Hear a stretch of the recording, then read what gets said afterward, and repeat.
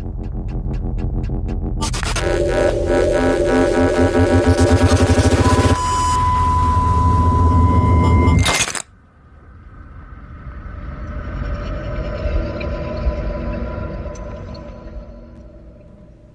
everyone, and welcome to the Awards Watch Emmy Podcast. This is podcast number 23. It is the final Emmy prediction podcast before the nominations are announced on Thursday, July 12th. It is Sunday right now, and I have with me Joey Moser from Awardsdaily TV. Hello, Joey. Hi, how are you? I'm great. It's been a long time since we have chatted, podcasted, so I know excited to have you on here. I barely recognize your face. Exactly. I know. Thank you for having me. Oh, of course. Let's jump right into it. On the last podcast, Riley Chow and I discussed a lot and even got into some of the writing and directing. We're not really going to do too much of that. We're going to stick with the real meat and potatoes of these categories, since the Emmys have like 2,000 categories to choose from. And when my final predictions come out, probably tomorrow, like tomorrow being Monday, then you can, peruse all of those crazy ass categories. But right now we're going to do drama, comedy, acting, guest acting, and all of that stuff, all the really fun stuff that everybody wants to hear about, that everybody wants to know about, and that looks like it's going to be a super crazy competitive year. Do you think it's going to be super competitive this year, Joey? I think it is.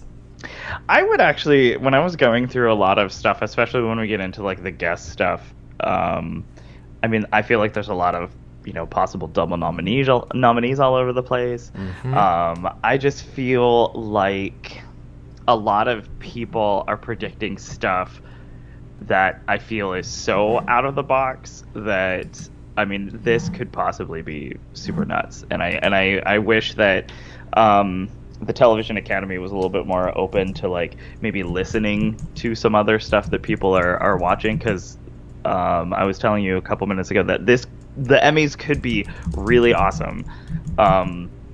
With the amount of awesome TV out there. But I definitely think there could be a lot of wealth spread along a lot of categories. I think so too. Well, then let's do that. Let's go into the guest categories as the beginning, and we'll save the top stuff for dessert. I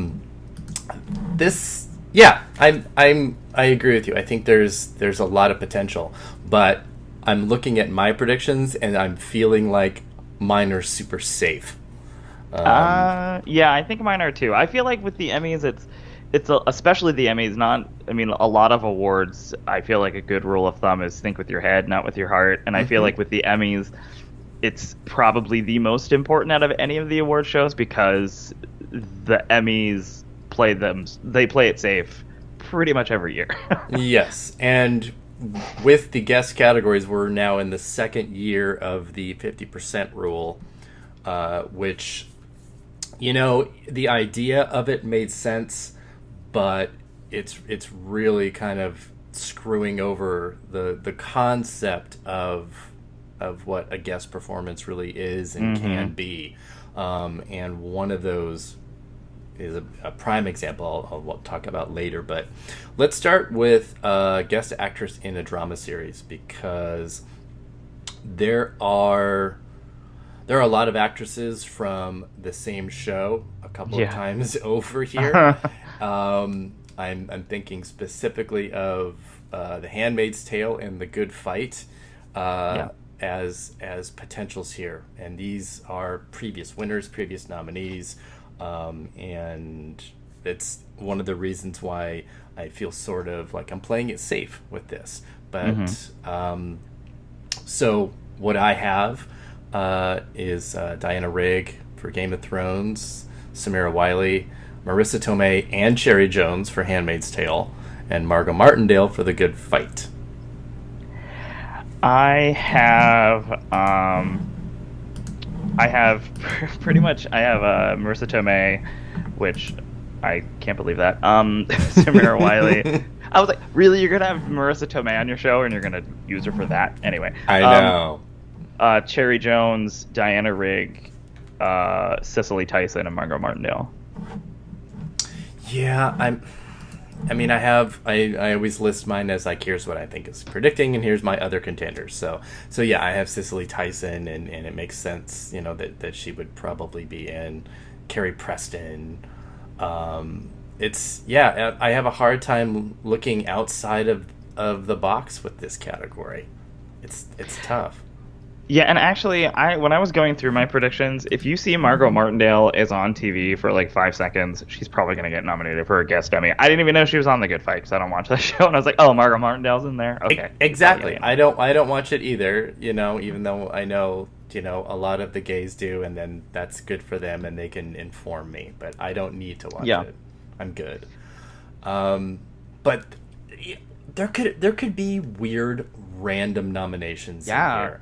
Like Blythe Danner in Gypsy, which would be super funny. Oh, that'd be so awesome. Or like, I don't know. I thought maybe the How to Get Away with Murder crossover. Yeah. I don't know. Like that could happen for either of them. I have Viola Davis as a possible contender. Yeah. So I mean, even if you didn't watch the show, I feel like people would probably respond to that just as like, oh wow, that's really cool, and I like these two actresses. Let's give them a nomination. There's also the possibility of what's going to happen with This Is Us in its second season, where the first season was such a huge Emmy nomination hit, and the majority of its nominations came in the acting categories. Yeah. So like Pam Grier could get in if the show is as strong as last year, and I know a lot of people think that it's going to be. I think that it's, especially in the acting, I think it's going to be, if not as strong, I think it might even be stronger. I think because of some movement in some of the other categories, yes, that we could be seeing people get in that didn't last year, because that field has opened for them a little bit. Right. And interestingly, it seems like the second season of This Is Us was sort of written so that each person could sort of get their like fail-safe submission. Yeah, it's like, here is your moment that is separate from everyone else. Here you go. It really, and yeah, we can maybe go into a little bit of that later because it's not so much in the guest, but it definitely is in the supporting and lead categories. Yeah. I'm just, I'm looking at my list. I'm looking at the Emmy nomination ballots, and I'm scrolling through it, going, like, who's gonna make it in? Martha Plimpton in the Blacklist, Elizabeth Perkins, This Is Us, and it's only because it's possible. Yeah, it totally is. These, again, like I said, these are previous nominees and winners, and the majority, if not all, of my list, every single one is a previous nominee or winner already. Yeah, for a long time I actually thought, like, I don't know why I thought this, but I was like, Cicely Tyson doesn't have an Emmy. I was like, no, wait, she does. What am I talking about?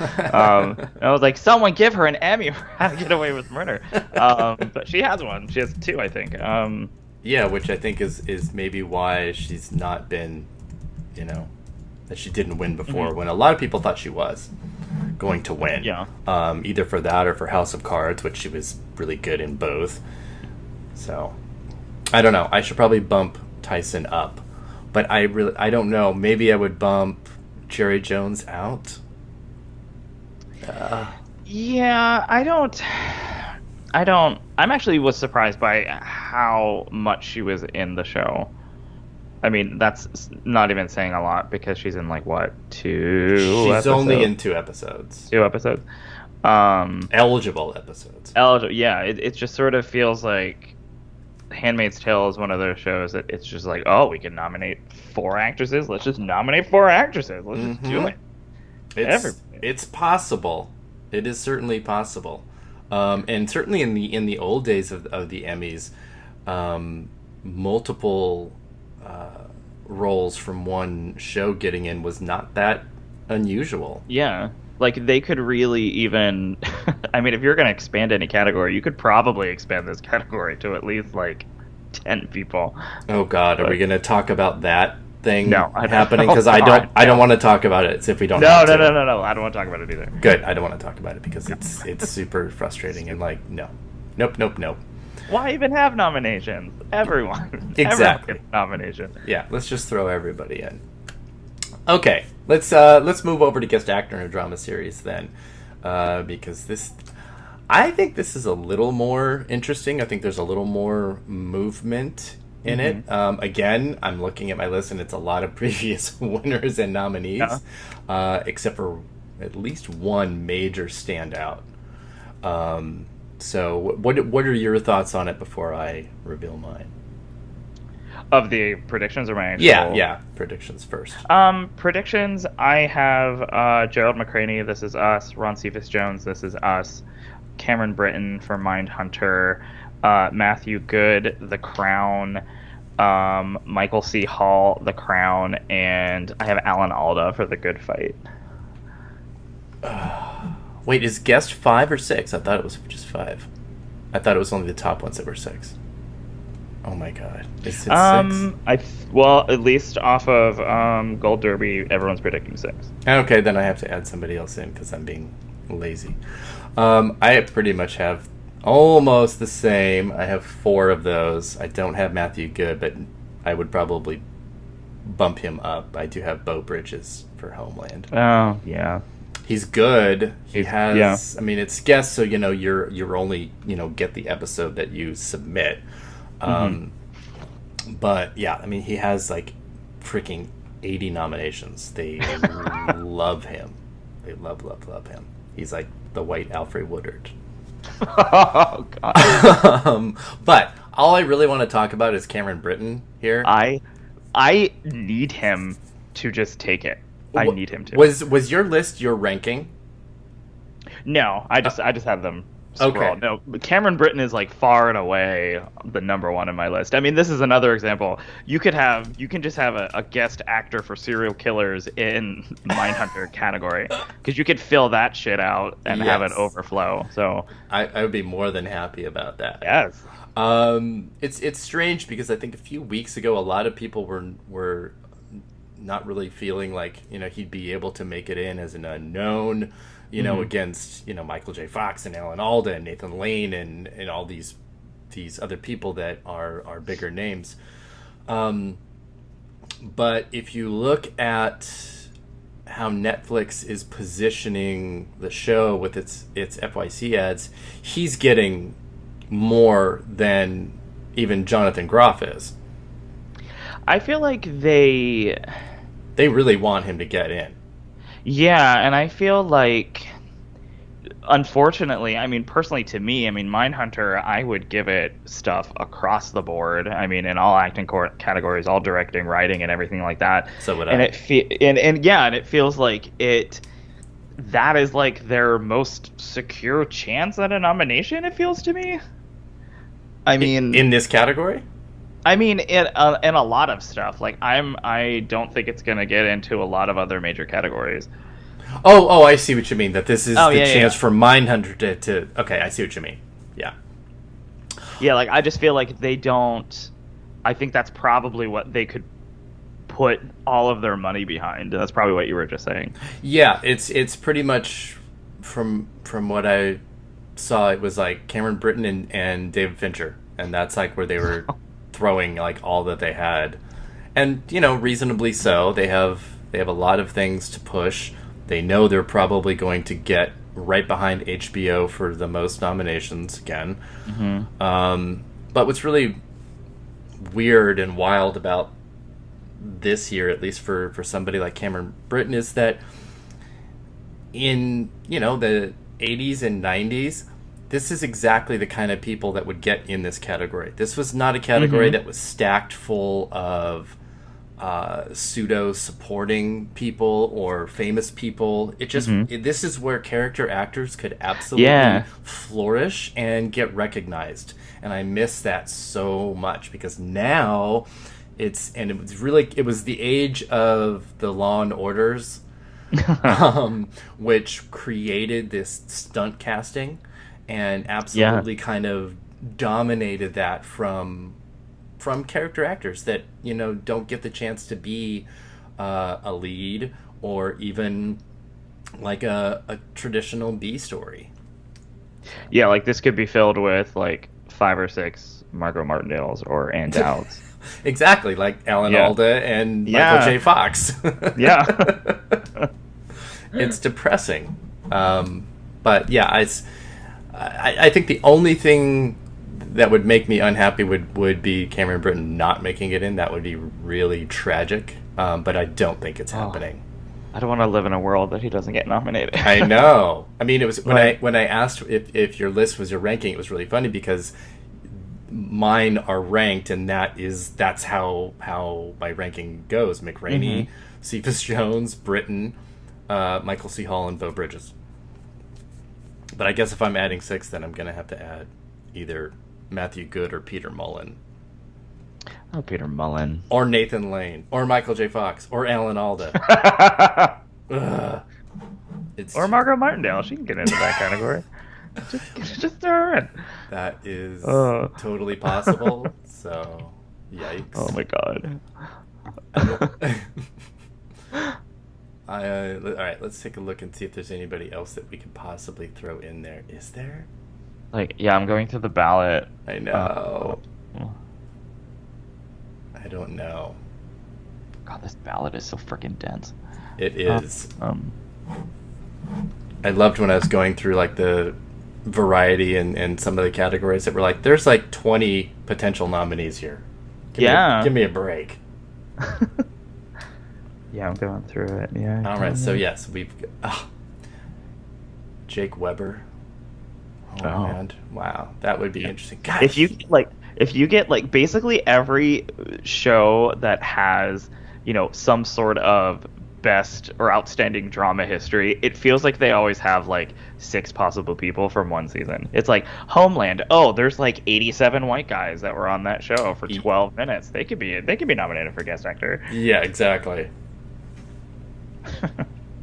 But I don't know how you don't watch Mindhunter and you see the episode with Cameron Britton and you don't automatically think, oh, give him an Emmy. Because, I mean, when that show debuted, it even felt like, you know, he was the huge breakout of that season. Oh yeah, that's all I thought about watching it, you know, just as well as being completely transfixed by him because he was so incredible. Oh, he's so scary. Yeah, I mean, really, just yeah. Now watch Sylvester Stallone get in instead. No, you know, there's some motherfucker that's out there who's like, "Oh, he didn't win an Oscar for Creed. I'll give him my vote." Sure. People need to get out the back and punch in the face. Yeah, oh my god, it's terrifying, but it's totally possible. What about Jimmy Simpson? Maybe for Westworld. I thought of that. I think Westworld. I think Westworld, which I'm sure we're going to talk about later, is such a weird thing. And I think with a show like that, especially given last year when the people that were nominated in that were such huge stars like Anthony Hopkins and Evan Rachel Wood, I feel like somebody who has been in the business for as long as Jimmy Simpson has, I feel, this is just my personal thought, that I think that maybe people don't like his character enough to even put him in there. Yeah, I guess, but I mean, he also sort of falls in line with like the, you know, character actor that, you know, in a certain era might, you know, be able to do really well in here. I think maybe, I mean, he's definitely not out of the realm of possibility, but I think that maybe since he's still kind of young, maybe people wouldn't give him that status. Yeah. I always get frustrated when this category, any of the guest categories, nominate people from shows that never get nominations anywhere else. I'm just like, do you even watch the show? What's going on? Because I could see John Malkovich getting in for Billions. Oh my god! Even though, you know, like Asia K. Dillon hasn't gotten in, and Damian Lewis and Paul Giamatti have not gotten in, it's just like. So, like, oh, you're on that show? Okay. It drives me sure. nuts. That's so funny. Wasn't there a lot of talk about the other guy from Westworld, Zon McLaren? I'm probably butchering his name. Yes. That was the thing I was alluding to earlier. That in the pre 50% rule, he would have absolutely been able to be submitted as guest. And because he's not on the ballot, right? He's in supporting. Oh, he is supporting? Oh, because, okay. Because he's in too many episodes. Even though, like, 2 of the episodes he's in, it's like a flash of his face. I mean, like seconds, literally seconds. And it's like the Peter McNichol thing from a couple of years ago. I'm just waiting for that to happen like every year now. It's going to, and Riley is just brutal. I love it. He's unforgiving. I love that. I do too. Good. But yes, Zon McLaren is absolutely somebody who could have benefited in the best way possible in this category before that 50% change, and now he's up in supporting against James Marsden and Anthony Hopkins, who's now down in supporting, and it's just he's got no chance now. Man. He has no chance. That sucks. It would be, I don't know, it would be a pretty risky call to add him, to predict him, I think. Yeah. So, it's too bad, because he would deserve it. And, he has the perfect episode, so. Yeah, something that, like, showcases you, and then they just... But, obviously, if he were to get nominated against, the likelihood of that, he has that episode. That would be such an amazing thing if he got nominated. Somebody that the majority of people don't know who he is. It would be like he's not a household name or anything. Oh god, it would be major. See, that's a good example of that could be an awesome nomination. It would be, because he also deserved it for Fargo. Yeah. So it's maybe there is enough goodwill for him not getting in there. I don't know. The Emmys are so weird. I have a weird feeling about Westworld this season that I know a lot of people sort of thought that, I don't want to call it a punching bag, but a lot of people, anytime that people talked about Westworld, I mean, even myself included, when it was Westworld's really good, but it reshot all that stuff, and then it felt that was the main conversation about the first season, no matter what you were talking about. And then I don't know that I feel like there's a lot of rabid fan base that has come out with the second season. I sort of borderline, okay, calm down. I hate the second season. I can't watch it. I hate it. I can't. I'm really sick of people just standing there looking at landscapes and monologuing, and I can't do it. Fuck, I'd rather watch Killing Eve. I can't do it. Yeah, I'll watch that again. Yes. Yeah, I'm a little... Riley and I talked about this too, about what Westworld's chances are going to be now that it's up against Game of Thrones. So I'm super curious to see how those two play with and against each other in terms of total nominations. Yeah, not in the they could split nominations, but I don't think they're going to both hit the highs that they hit before. And I think a lot of people were surprised by Westworld's haul last season anyway. No, because that was HBO's main drama push, so everything was behind it. Yeah, but I felt like I figured it was going to get into drama because of that, but I felt like a lot of people were surprised by the amount of acting nominations it got. I mean, I knew it was going to get below the line, out the ass, but I don't know. I wasn't surprised, because I thought they were so smart about where people were placed, and that secured, a nomination in all of that's true. all 4 top acting categories. That absolutely secured it. And this year is kind of messing with that a little bit by bumping up Harris and Wright into lead. Which is a really great segue. See how that works, everybody? Look at that. Look at that. It was so natural.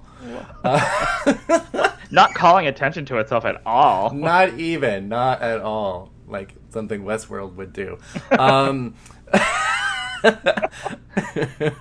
All right, so let's look at lead actor in a drama series, and if Jeffrey Wright and Ed Harris can get in with this category bump up, or if we're just going to see mostly the same names.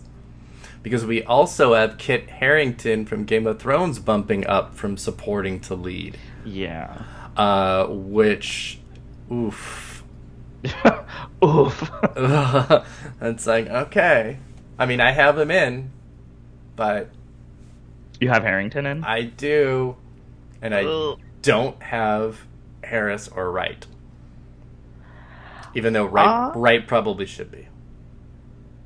Yeah, and he has... I mean, talk about, like, a character actor who people really love. Sure. And Jeffrey previous Wright. nominee and winner. Yeah, exactly. So. I have Jeffrey Wright out of the three of those. I don't have the others. That's fair. I can't argue that. I mean, it would be... Yeah. He had the most to do, really. And I don't know. I'm just so... It's why it's going to be so fun to see the nominations, to see if voters are going to rubber stamp the show or Westworld, or if there is going to be some kind of like, yeah, we didn't really like this second season as much. Yeah. And I feel like actor in a drama has like 9 people that could probably get in. Yeah, we're definitely looking at some interesting things here. I'll just go ahead and reveal mine. Sterling K. Brown, duh. Mila Ventimiglia, Matthew Rhys. Sure. No. You know, I'm always surprised when his name pops up. I know. I'm just an asshole. After him getting in last year, I was like, you gotta be kidding me. So, but he's definitely going to, for finally fucking dying. Matthew Rhys, Freddie Highmore, Kit Harington, and Liev Schreiber. I don't know why he's like the Showtime guy. Why is Liev Schreiber the guy? I don't think anybody actually watches Ray Donovan. I don't think Ray Donovan's an actual show. I just think it got nominated like twice, and people are like, yeah, sure. Same thing with fucking Jon Voight in the supporting category. I don't know anybody that watches Ray Donovan. Maybe it's because it doesn't follow on my little queer Twitter demographic. But who the hell is watching Ray Donovan? I need people to come forward. Okay. I seriously do. So I watched the show all the way up until the last season when Susan Sarandon was on, which was not, that wasn't the cause, but it was certainly a benefit to skip out on last season. But, I mean, Liev Schreiber got 3 Emmy nominations last year. 3.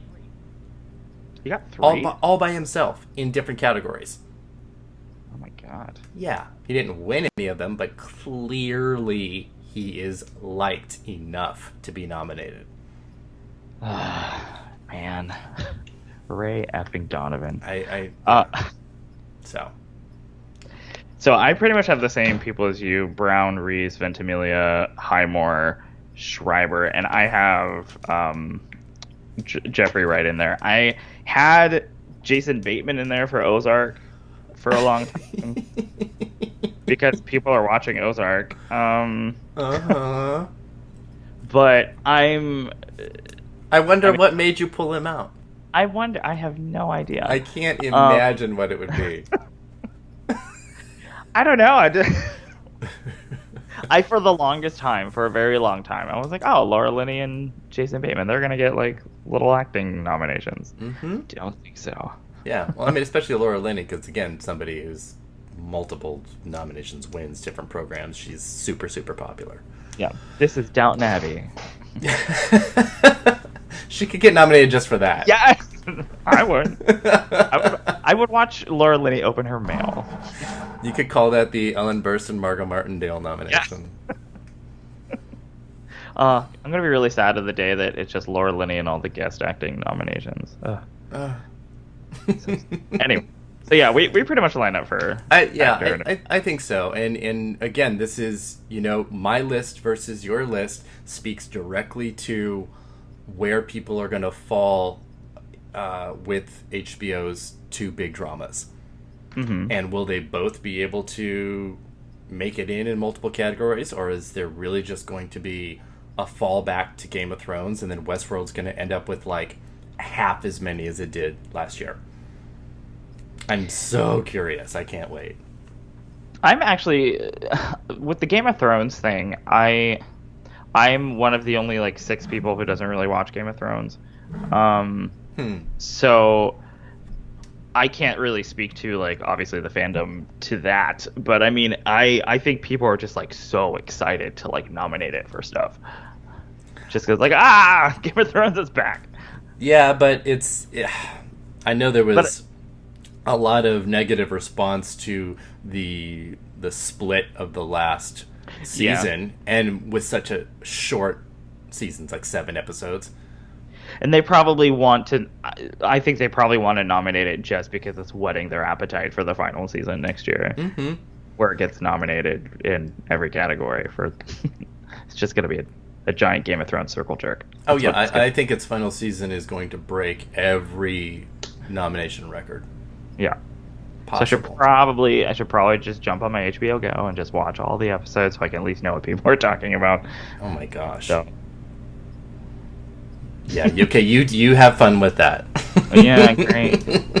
My theory is with Game of Thrones is that I can't watch anything that's based on a book that has a map in front of it. I can't do it. What? I was like, there's too much for me to remember. I don't care. There is a lot to remember, which is why I don't read. So yeah. Eric Anderson is illiterate, everybody. That's what he's telling us. It's really, really true. It's sad. I can read a bitch, but I can't read a book. You basically read me every day, so it's fine. That's absolutely true, though. So. I love that this has the potential to be the gayest episode on Emmys week. I hope so. I hope so. We need to crank it up a little bit. I know. Well, we haven't gotten to like the main actress ones yet, so that's when that'll happen. Where like all the sibilant S's comes out. That's what happens. My God. Jeez. Oh my gosh.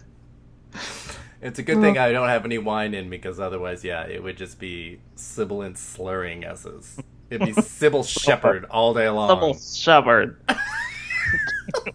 This is us. It's gonna get so many nominations. Oh my God. It'd be like, this is where people click off.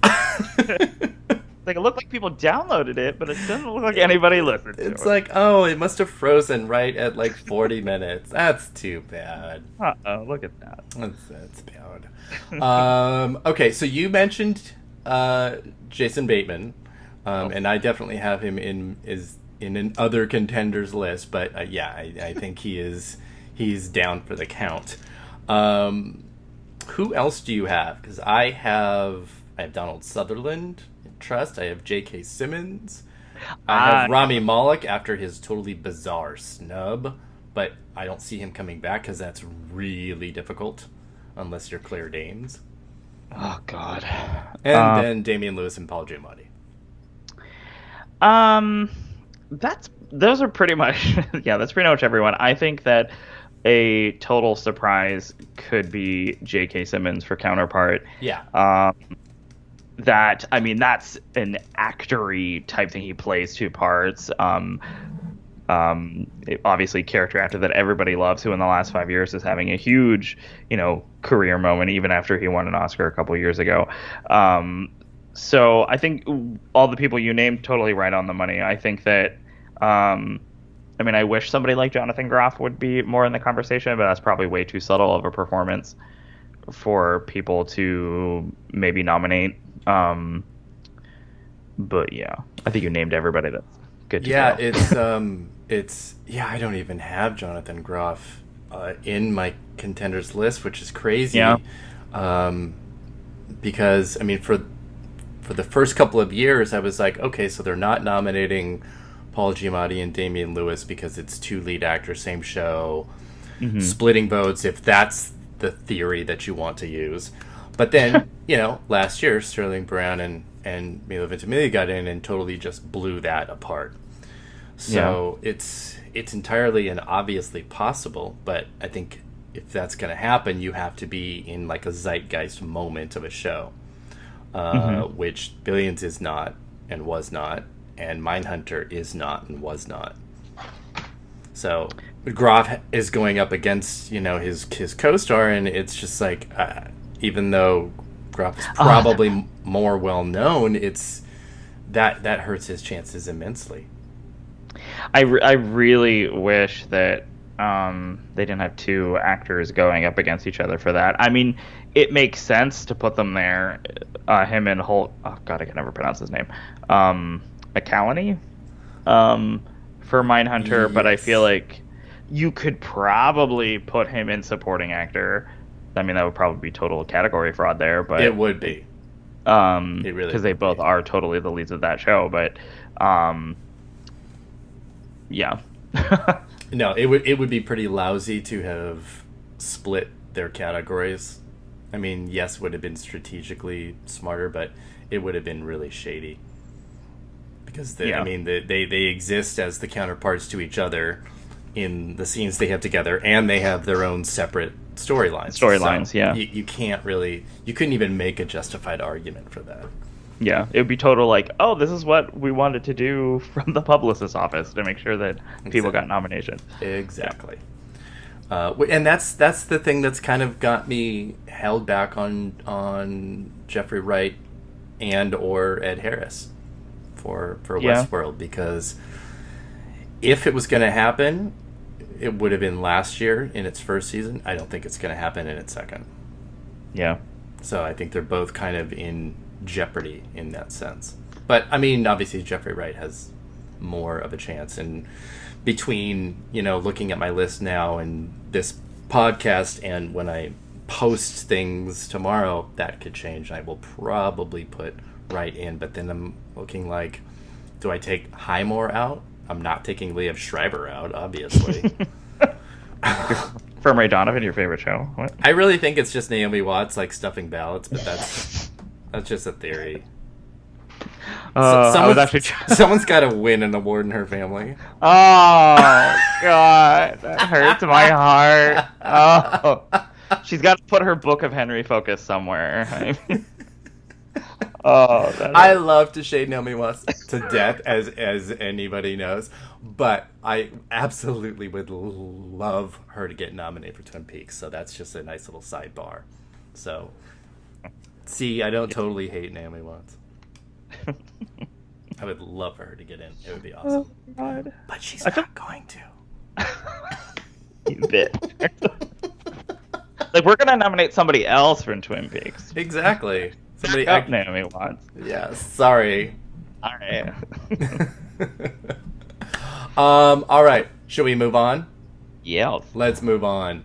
And yeah, we're going to save the actresses for a little bit. Because we're still in drama. We haven't even gotten to comedy. That's going to be like in 3 hours, so buckle up.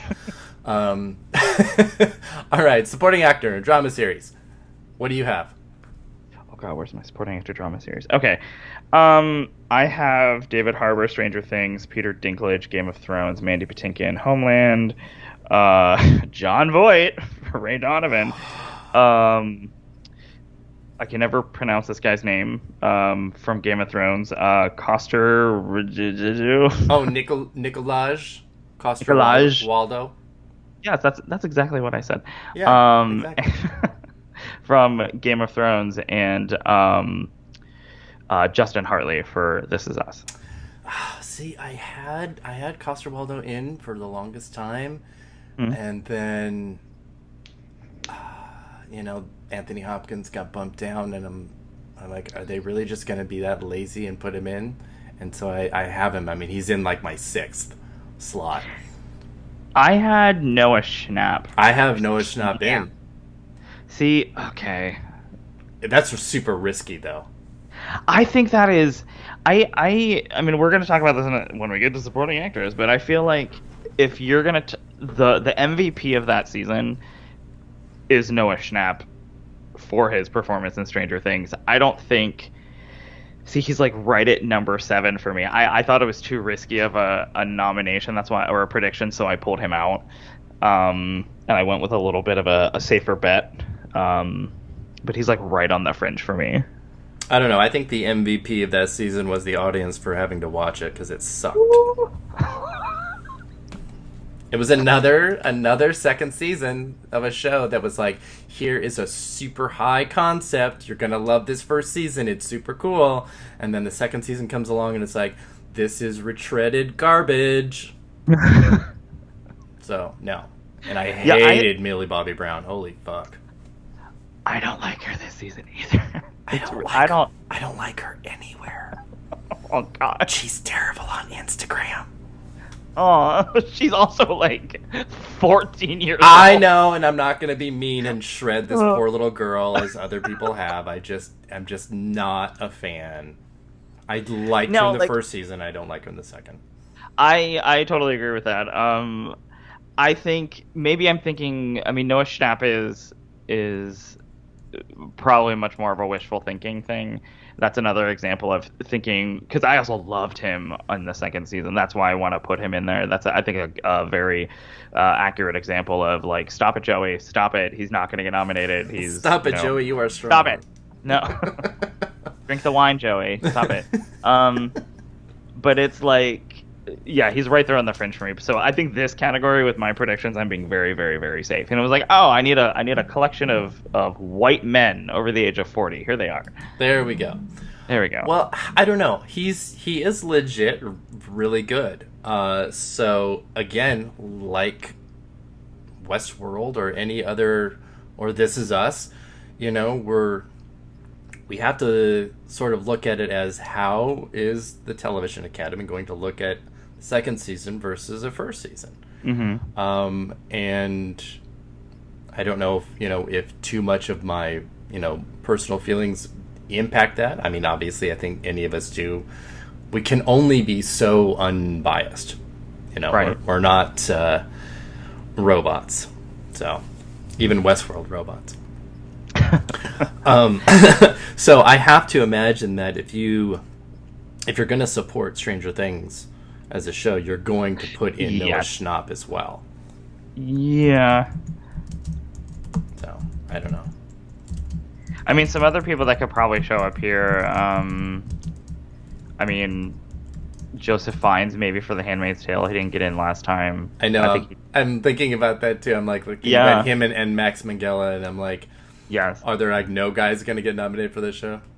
That would be so funny and awesome, though. Yeah, it really would. And it's he takes a rather, I mean, even more so villainous turn this season than he really did last time with especially with the interactions that he has with Yvonne Strahovski. I would. He's just so understated. Yeah, he is, and it's his performance in the second season is something that you could write off. It was like, oh, it's not that good, but it really, if you watch his performance and really peel back the layers, especially of like what he has to do in his position in Gilead versus his home life, it's really compelling what he does. But I would love like a gentleman like him or Max Minghella. I love Max Minghella in the second season of The Handmaid's Tale to get in. I would think that'd be a really inspired nomination. You just liked his ass. He's beautiful. Yeah, well, I'm not disagreeing. And yes, I did. Yes, I did. His ass was lovely. His ass was compelling television. It was, and it should have a guest nomination. Yeah, it does in my heart. It does follow the rules of the Television Academy because it only appeared in 1 or was it 2 episodes? I mean, I saw his ass and I was like, "Who is that?" I know. I need that ass in every episode. I was like, Elizabeth Moss's ass looks weird. Oh wait, no, it's Max Minghella. Okay. Oh my god. No, I will give you everything you said about Joseph Fiennes. I think he could potentially, if the voters are looking at it like you said, he does more without dialogue than most of the other characters too. They're given a lot more to work with. But like when he's sitting with his counsel and Serena comes in with her, I think we should let kids read. His face and need to have total composure in the face of being utterly humiliated is some pretty great work. So I can see it, but I don't know. He almost feels like a guest in the show. Yeah, especially in like the middle when Serena and June / Offred have their like good girls revolt moment. That's what I call it, and then I feel bad for saying that, but that's what I call it, my good girls revolt moment. That's really funny. When he's gone, essentially, when he's in the hospital and he's just laying there. Yeah. I agree with that. So it's weird, and when you put that up against somebody like Anthony Hopkins, who also is barely in this season, but he's Anthony Hopkins. Yeah. I played Hannibal Lecter. Yeah, that's who you're going to put in over, just Fiennes. Yeah, that's true. So if you're a voter and you're like, name checking. So, but there's this, and this is where the Zahn McClarnon comes in as a potential surprise. If he makes it in, it will be an absolute surprise nomination, and nobody else can claim otherwise.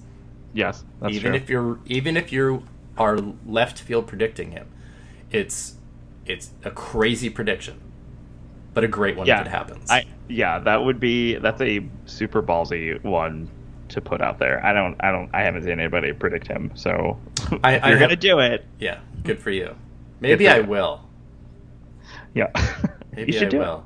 What have you got to lose? Exactly. Just all my credibility and whatever, but whatever there is of that. You have credibility? What? I know, exactly. Oh my lord. All right, let's talk a little bit about. Gosh, we haven't even really gotten into other things yet. That each of us have one or the other of Mandy Patinkin and Jon Voight, who are kind of stalwarts in this category.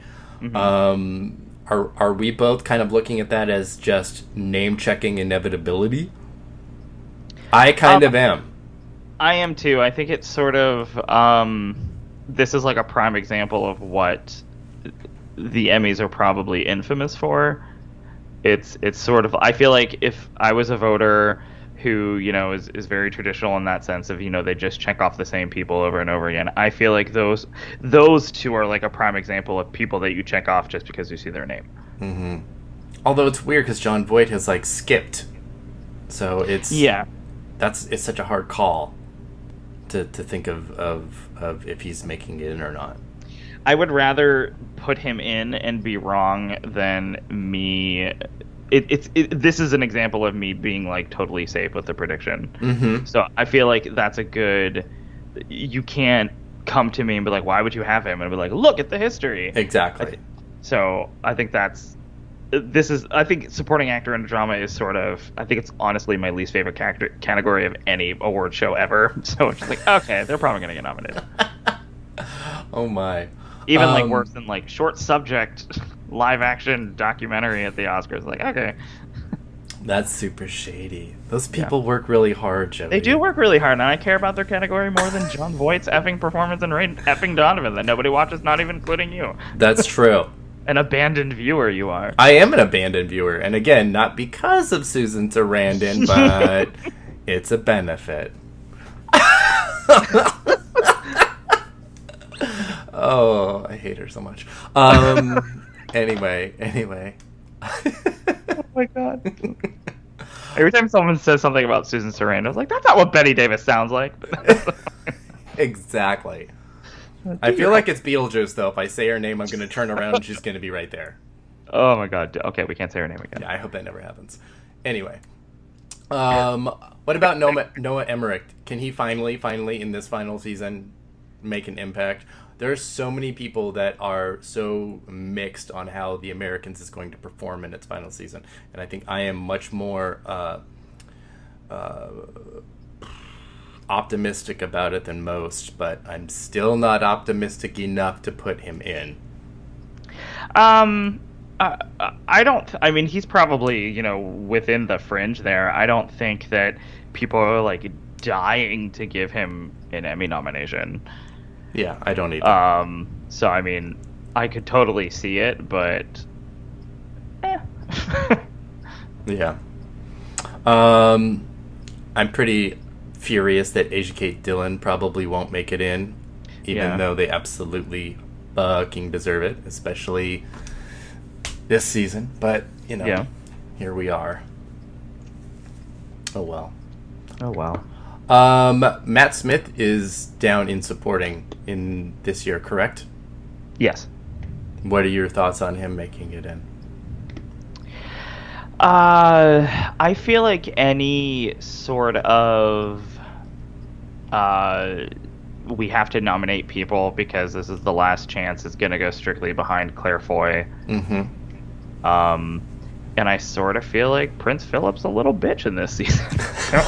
Nobody wants to award a little bitch. I mean, I think he's great. I think he's really good. He has a lot of... I mean, he has there's something about, like, him growing a beard in the shadow of his beautiful, famous wife. Then it's just like, I don't need to nominate that. Mm-hmm. Well, do you think that the reveal of the pay discrepancy between the two would have any impact, negative impact on him? I don't think so. I feel like there's a little bit of I think that there's been a little bit of a distance between that news. I feel like personally that's just me. Yeah. I mean, other people might contest that, but I feel like maybe that feels like a little quote unquote old news for that. Mm-hmm. Maybe. So I don't think that would necessarily be a reason for him not to get nominated. Probably doesn't help him, but yeah. I mean, I'm not saying that it will, but I'm not saying that it won't either. It's not like he said something in a group interview that could totally hurt his in a newspaper that could totally hurt his chances. I don't know if you know what I'm talking about, but you know what I mean. Yeah, no, exactly. Yes. All right, so let's talk about Justin Hartley because he did not get nominated last year for This Is Us. Yeah. But I have him in, you have him in, a lot of people, as in most people, have him in. And he is one, like I mentioned before, that has a very clear storyline and even episode that is like ready to submit. They have like the DVD ready to go, and like at 8:38 on Thursday morning, it's getting mailed out. It's like ready to go. Here you go. I think he's just having a viewing party. Let's watch my episode, guys. Oh my god, that would be so like his character to do that too. Yes, it would. Yeah, I feel like a lot. I think, in general, I think there's a lot of. I feel like there's a lot of support behind This Is Us, especially with how they handled, a lot of major moments in the second season. That, yeah, I feel like if you watch that episode, it's like, oh, okay, he's gonna get nominated for an Emmy. Mm-hmm. Oh, yeah. I mean, I do feel pretty solid about that. It would be a pretty brutal snub. I think this is a really good example. I was like, oh, pretty people can do really good work. Well, okay. All right, sure. Like, I honestly feel like sometimes people might snub somebody like Kit Harington because of a little bit. Not saying it's like a huge contributing factor, but I feel like a lot of people sometimes think a little bit of a heartthrob status and nominating him for an award is a little much. Gilding the lily, as it were. Yes. Yeah. I would say I would agree with that if I thought that Justin Hartley was good in This Is Us. Yeah. But I don't, so I can't. He's fine when he doesn't have a shirt on. So, you know what? I thought he was actually really great in the first season. I thought his whole addiction storyline was awful because he was awful at it. There was not a moment that I believed because he was never not still super pretty. Yeah, like in all of the stages. And I'm like, girl, if you have been drinking all night, no. I mean, I've seen... You're not going to the gym. No, I've seen some people that aren't addicts that were in worse shape than what he presented. I was like, oh, they were just having like a rough Saturday. So I mean, leave Mandy Patinkin alone. Jesus. He was mean to Toni Collette. I will never forgive him. Ever. That's a really good point. That's why maybe I can find a way for Riley to get that nomination rescinded if he gets one. Please. Okay. That should be I have a whole presentation. Just give him my contact information. Perfect. Let's do it. Yes. Let's do it. Okay. Let's move over to supporting actress in a drama series. Oh my God, we have not even like cracked half of drama yet. This is insane. My goodness, people. Here we go. All right, supporting actress drama series. Who do you have? Okay. I am confident about this, and I'm just doing it. I'm just gonna say the names just because. Okay. I have Andal, The Handmaid's Tale, Lena Headey for Game of Thrones, Tandy Newton for Westworld, I guess Alexis Bledel for The Handmaid's Tale, Chrissy Metz for This Is Us, and I am nominating Yvonne Strahovski. Oh. I am saying that Millie Bobby Brown gets snubbed and Yvonne Strahovski gets in. You cannot tell me if she does not get nominated. I will go to every voter's door and be like, "Did you watch the fucking Handmaid's Tale?" I will not. I can't. Maybe I'm snubbing the wrong person. Maybe Alexis Bledel doesn't get in and Millie Bobby Brown gets in. But I have to believe that I am on the right side of history and Yvonne Strahovski will get in. Oh my goodness! I don't know what to say to that. Yep. I don't know. I mean, I have 5 of the 6 of those. I do have Millie Bobby Brown in over. Hey, Uzo, I'm leaving. I know. Oh my God! But I mean, for real, when you got Uzo Aduba and Margot Martindale sitting right there, they're looking at all those 6 and be like, "Really, bitch? Are you sure about that?" Yeah. So wait, who is? So I assume you don't have Yvonne. Who do you have? I have Millie Bobby Brown. Son of a bitch. I so know. Who's different? Well, she actually had more in the second season than the first, and certainly more plate throwing, actressing kind of stuff. So and I understand that, you know, if you're gonna nominate David Harbour and you're gonna nominate the show, like a lot of people say that the best stuff in the second season is between David Harbour and Millie Bobby Brown. Mm-hmm. Absolutely, and that's why I think you're not going to have one without the other, especially in both, you know, of the supporting categories. Okay, well then I'm putting her back in and taking out Alexis Bledel. Oh, really? I don't know. There are like 3 categories this year where I'm like, I don't know who to shift. You know what's really kind of messed up is that I loved Ann Dale's win last year, and she had, you know, so much to do in the first season.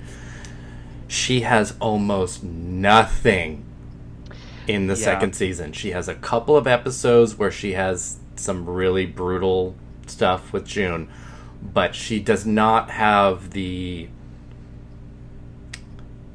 seasonal impact, I think, to even warrant a nomination. And there's a lot of stuff like the first season. I mean, she's such a representation of what Gilead is.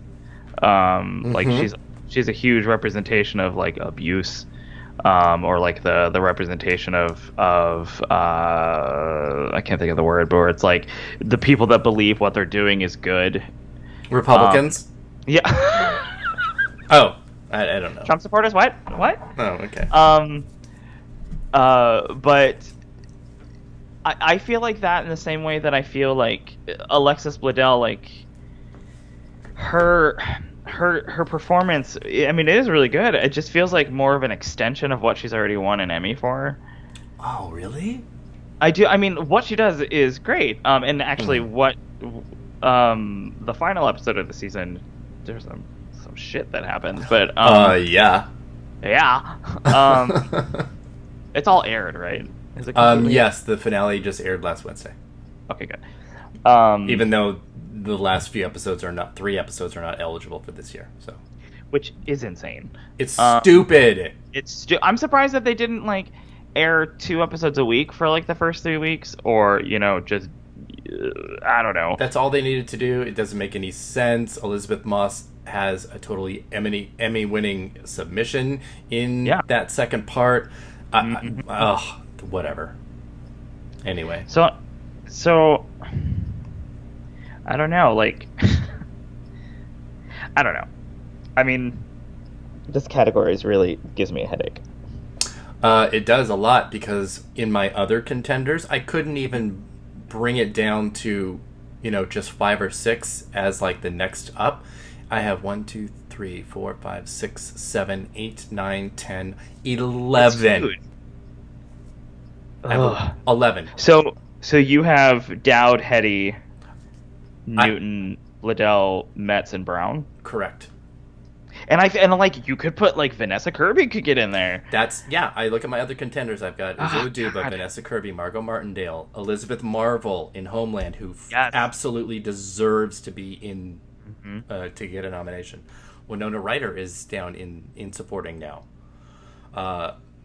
Those who shall not be named is in this potential category. Maggie Siff, Yvonne Strahovski, Hilary Swank, Holly Taylor, Maisie Williams. Hilary Swank. I mean, this trust could go absolutely nowhere, and it probably won't really. But you can't deny that somebody like that won't have some type of support. Of course. But, I mean, yeah. Anti-Annette Bening voting club, what are you talking about? Yes. Oh, my goodness. Exactly. So maybe I should just play it smart and not put Strahovski in there and put Brown back in. That's why my list is so sadly basic. It's so safe. It's so... Oh, my God. But I can totally see, even though I think Handmaid's Tale is going to be bigger this year than last year even. Yeah. I could see Ann Dowd winning and then getting snubbed because she has... That's true. A lot less to do. Yeah, and it's like a weird thing that they have her do this season where, like, it feels like she's there a little bit more because she does all the stuff with Elizabeth Moss's character and, like, getting her ready for the pregnancy or the birth of the baby. They do make an attempt anyway to make her more sympathetic this year. Yeah. And I'm waiting for the episode, like, in season 3 where they talk about, like, give her some backstory. I'm just waiting for that. Yeah, I'm surprised there hasn't been a little. But see, they chose instead to do Serena's backstory. That's why... Which tells me, if I was being maybe a little bit risky, that I would take Ann Dowd out and put Yvonne Strahovski in. That's true. They got 2 in last year. Yeah. I might just steal your advice. Okay, that's what I'm going to do. I'm going to take Ann Dowd out and put Yvonne Strahovski in. I think it's possible.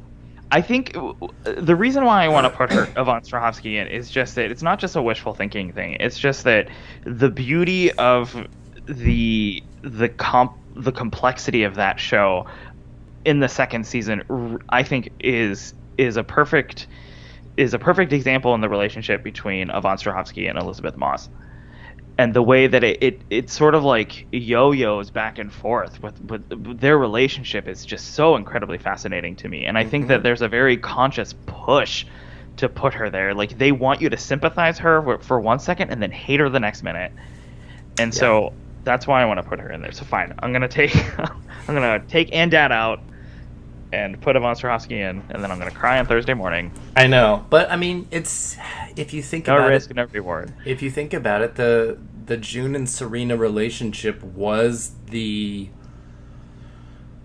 for me the driving force of the season. Oh, I totally agree. It got them to what happens in the finale. Yeah, and what happens with that incredibly horrible scene in when they punish her, they punish Elizabeth Moss' character.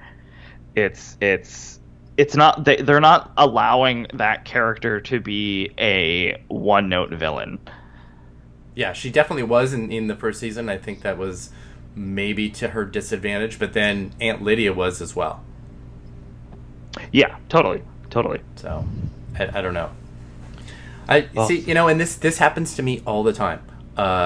We'll be in the middle of a podcast, and I will convince myself, or somebody will convince me to change something in the moment. Do it. I know. Do it. Oh my god, it's crazy. I would really love to take Millie Bobby Brown out, but I don't think so. Yeah. I just also with Millie Bobby Brown, that like what was it? Like, oh, let's have a trial spin-off episode. Let's just see how people react to it, and it is a piece of shit. Mm-hmm. Oh god, I actually that whole second season was almost ruined by that one episode. Yep. It's like, I see what you're trying to do, Netflix. Yeah, I was not here for that. Duffer Brothers, I have your number. You're cute, but you're not that cute. Stop it. Not that cute, no. Yeah, not that cute. Back up. Okay, let's get to a really fun category. On. Lead actress in a drama series. Because there's going to be a bunch of stale hoes in it. And then one superstar. And I think you know what I'm talking about. I think I know what you're talking about too, and I hope we have the exact same list. I don't think that we do. Okay. I think I have somebody out that you probably have in. So I'll just reveal mine. Okay. This will be in random order though. Okay. Surprise me. Claire Foy, Kerry Russell, okay, Amelia Clark, okay, Elizabeth Moss, Viola Davis, and Sandra Oh, who's going to win the Emmy. Oh my god, there's nothing. Nothing. You wish you could see me right now. I'm clutching my pearl. I know you are. I don't think that anything would make me happier than for her to win an Emmy for that role. Oh my god. Yeah. I think actually my list is a little bit more basic than yours. Oh, okay. That doesn't surprise me, but please go ahead. I have bitch.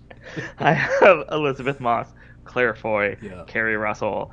I have Evan Rachel Wood. Yeah. Whatever. I have Mandy Moore. I knew exactly what your list was going to be.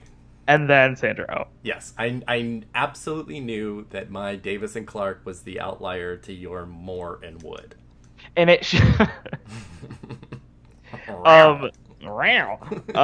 as long as we both agree.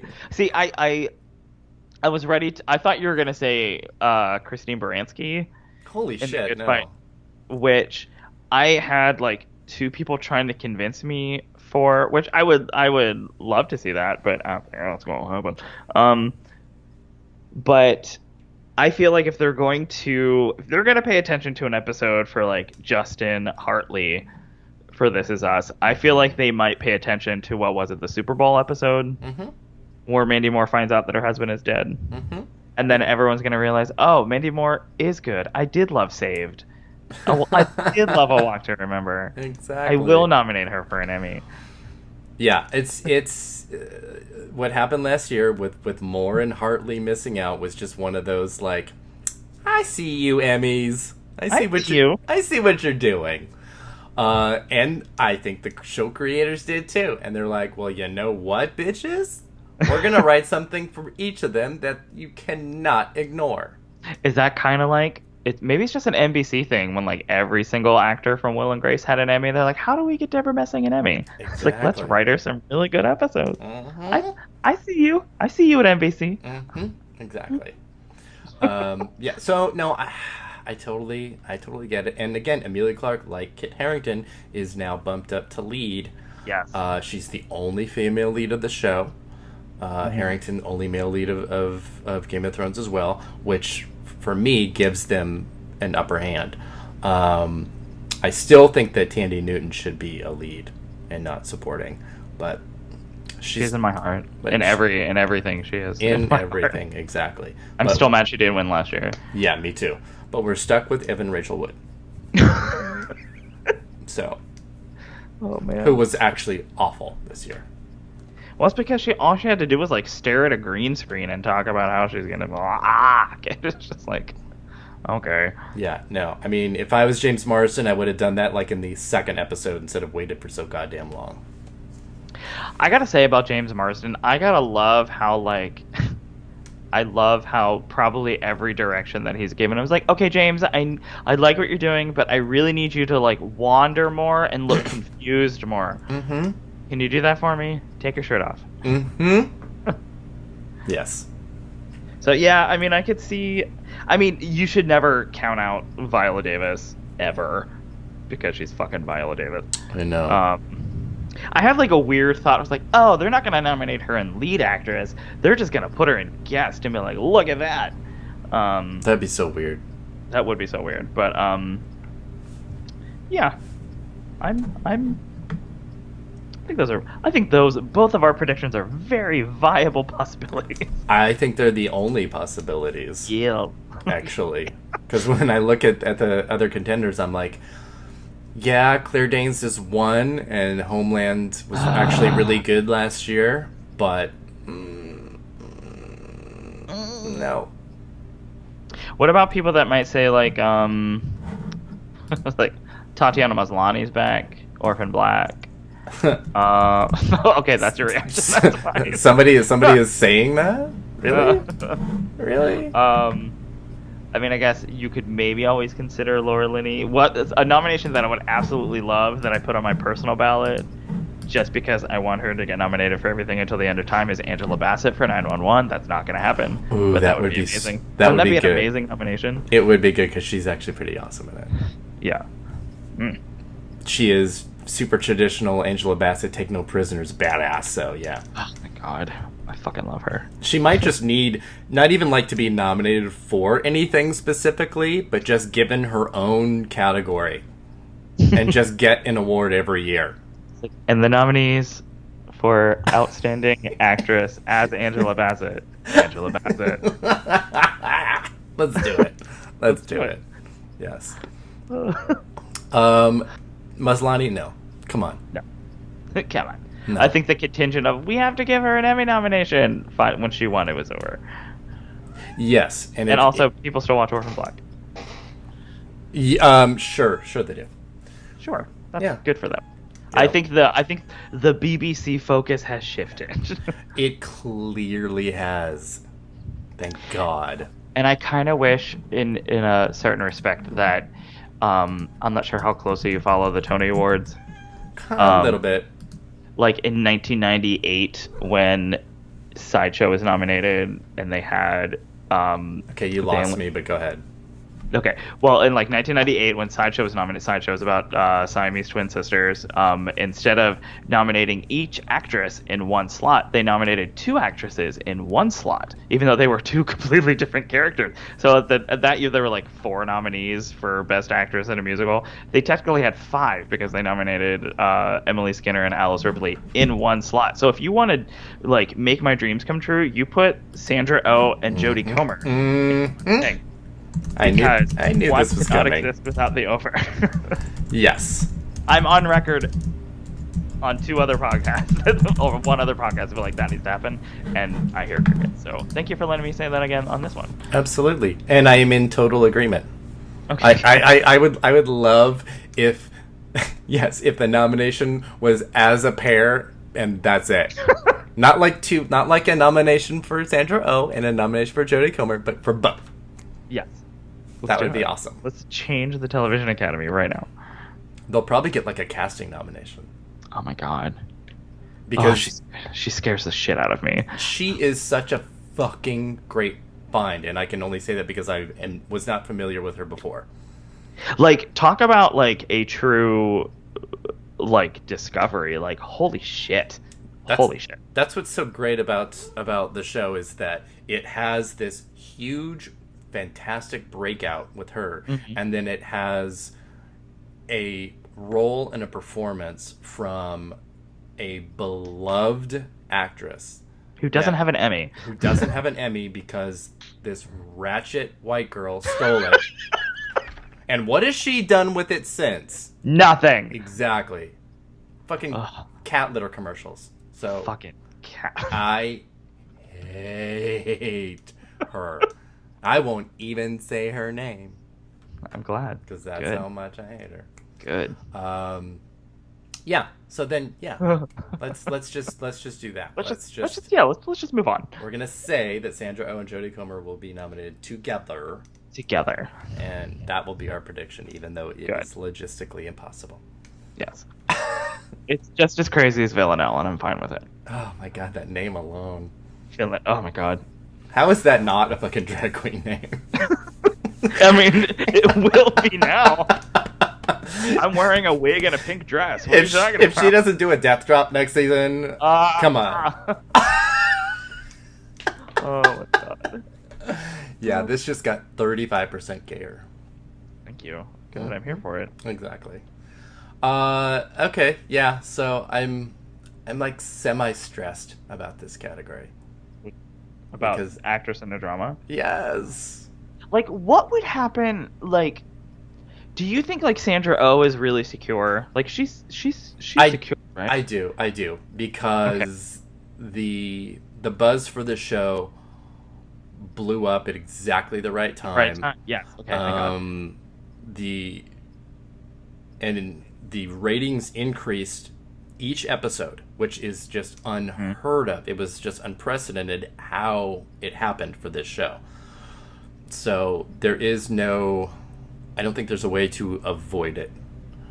Okay, good. Okay, I'm fine with that. Yeah, I mean, I hope so. Oh my god. I would really like it to also be, outside of just Sandra Oh. Oh yeah. I mean, I think I really do. I mean, writing the way that show is adapted, I mean, it would really help my heart of Phoebe Waller-Bridge not getting nominated for Fleabag. 'Cause, I mean, that still hurts. I do have it getting in for writing, but I mean, I think I said it on our podcast on Awardsdaily that there's something the way that I'm not exactly sure like how much is performance and how much is directing and how much is writing, but I think a lot of it's due to the writing. The humor that is infused into that show is so sneakily done that like if this were like a normal like cop show, it wouldn't even be there. But it's the way that it's so like lovingly and smartly written that thank God.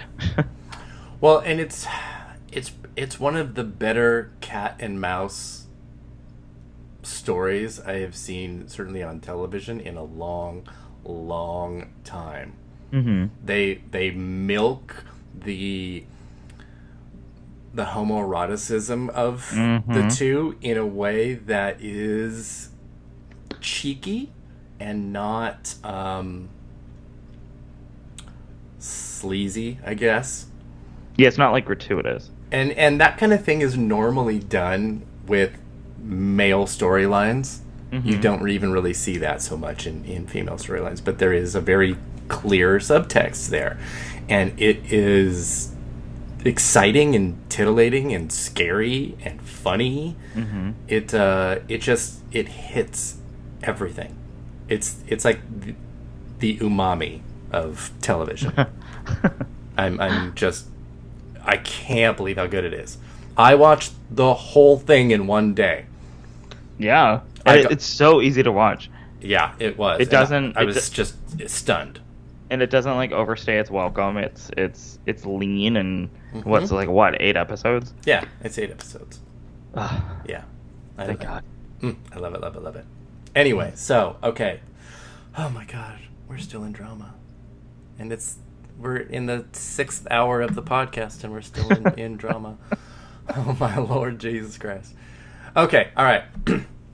Let's just go to our nominations for drama series, and then we can zip through comedy, I guess. Are we even gonna go into TV, movie, and limited series? Oh my God. We can do like a lightning round. Yeah, because it's all it really deserves, because it is a weak ass year. Yeah, Jessica Biel. That's all I'm saying. Oh my goodness. Okay, so we'll have some words in a little bit then. Okay. All right. Outstanding drama series. What do you have? This is a good example of me playing it safe. I have Handmaid's Tale, Game of Thrones, The Crown, This Is Us, The Americans, Stranger Things, and Westworld. I really wish I had the balls to put Killing Eve in there. I have exactly the same as you. Oh, you do? Yeah.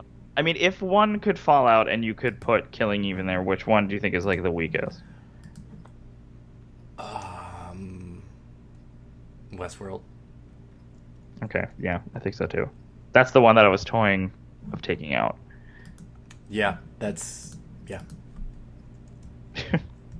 And not, out of, personal vengeance or anything. I just think it's my thought is that it's going to suffer the most from Game of Thrones return more than any other show. Yeah. And I can imagine like a lot of people saying like that's like the reason for it happening, and a lot of people are like, oh, look what happened to Westworld, and I think a lot of people are going to be like, but there's a reason for that. Yeah, it's weird. I think it will be an easy excuse if it happens. Yeah. So. Yeah, I mean, I would love for something like Killing Eve to get in. Yeah, I mean, I'm still looking on the outside of Killing Eve, or even something awful like Orange Is the New Black, but I don't think so. I think this is a really tough category to break into. Yeah, and I mean, this is a good thing where you have to remember of like what the Television Academy is. Like you can't imagine that something that you want and something that you love and something that is so beloved, especially online, is going to get in. Yes. Yeah, if exactly, if that's all you're thinking about and your bubble is just that, you're in trouble. Yeah. So I think playing it safe with this category is pretty a good thought. Yeah. I think so too. Yeah. And considering that, it's going to be basically the same nominees as last year, except for the two shows that are not eligible, and so you're... Yeah. Yeah. Yeah. All right, I think we're done with drama then. Yeah. Good. Get out of here. Get out of here, drama. We don't need you. Save it for your mama. Okay. Save it for the morning of the nominations when we're all crying. Exactly. All right, let's go to comedy, and let's just kind of bang, bang, bang. Well, you know what I mean. And yeah, let's just even go right down the list. I'm not even gonna be like, so what do you want for guest? What's happening? Exactly. Mm. Outstanding comedy series. All right, I have Marvelous Mrs. Maisel, Atlanta, Blackish, Glow, Silicon Valley, Will and Grace, and Barry. That's exactly what I have. Yeah, I mean, yeah. I kind of thought maybe Curb Your Enthusiasm, but I don't think anybody's really talking about Curb Your Enthusiasm. It's weird. I mean, obviously we're talking about a season without Veep, which is the reigning winner. So that means everything else just gets kind of bumped up, and then you have new shows, and there's a lot of new shows. Mm-hmm. We have 3 new shows making it in here. Barry just seems like such an Emmy pick. And I feel like they've been pushing it, especially lately. Like, I feel like people were talking all about Bill Hader, and then all of a sudden it was like, but no, wait, the show. And it's an actor-y show. It's a show about actors. It's a show about actors, and about somebody who wants to be an actor, so...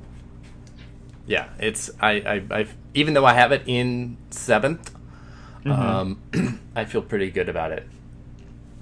But, I mean, that also means that we are at the stage again of, is this the year Modern Family gets dumped?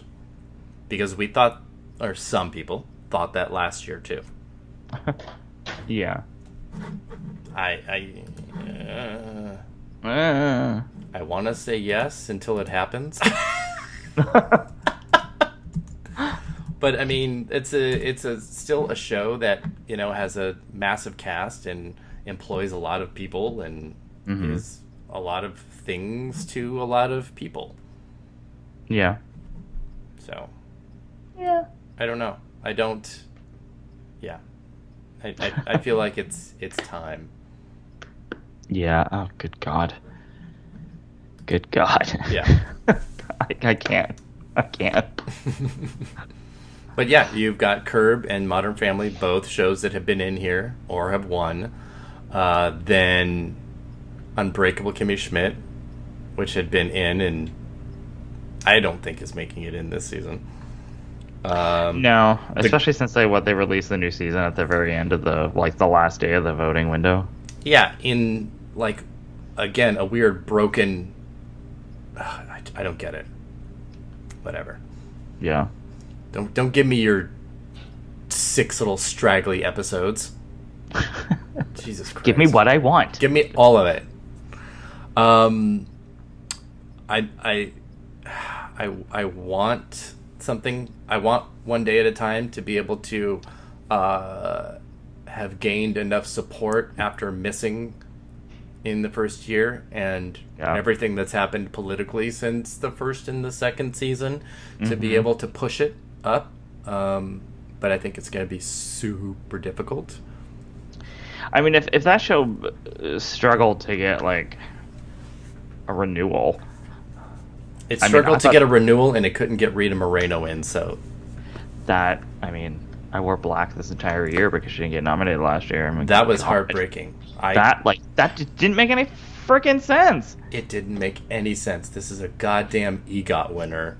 I know. How dare you? How dare you? Oh my god, it was just shameful. We just don't want to recognize our icons, and that's the world we live in now. That's fine, but Trump is president, and we're all gonna die. Yeah, but she's like, I have an EGOT, so basically suck my dick. And she would actually say that because she probably would. Yeah, super awesome. Oh, I love her. We don't deserve her. We don't. All right. So, if you're looking at that 7, who is the real weak link of it? Probably because I don't watch the show, and I'm always surprised that of its inclusion is Silicon Valley. Yeah. I just don't understand. Maybe if Barry gets in, maybe it'll go away. The thing about Silicon Valley for me is that it's still continuing to do extremely well in any other precursor and guild. And last year with Veep as a competitor, it did amazing in writing and directing. So I don't see a scenario in which it is automatically dropped off after doing so well. That's true. Yeah. And in effect, it actually benefits the most from Veep being gone. So it would be bizarre to me for it to. Oh yeah, I forgot dropped. I got 2 nominations last year. That's right, directing nominations. Yeah. And it might even get a little bit of extra credit for how it handled T.J. Miller. That's true. Which was pretty damn funny, I thought. So who do you think is the most vulnerable out of the 7 of these? Well, even though I have Barry in 7th in front of me right now, I think Will and Grace might be the weakest. Although clearly with the success of This Is Us last year, it sort of created this narrative of the comeback of network television. And I think Will and Grace would be the show that would benefit from that the most. Especially because Roseanne's not getting in. Oh, Jesus Christ. I mean, if say Will and Grace overperforms and This Is Us overperforms, I mean, NBC could have a really good day. Yeah, a very good day. It'd be even better if The Good Place got all of the nominations that it deserves, too. Sure. I'm gonna flip and kill you. You're like, and this podcast is canceled. It's not that I don't appreciate what it is. There are some incredible. I mean, I've only watched a little bit of The Good Place, and I feel like The Good Place. I think that's all you need to say. But I think some of the rabid fans make me not even want to watch the show. Oh, you're one of those kind of people. It's just that it's like, I think what it does, it's fine. It's totally fine. I can understand why somebody would really, really like it. I just can't get into it. I've literally tried watching it like 3 times.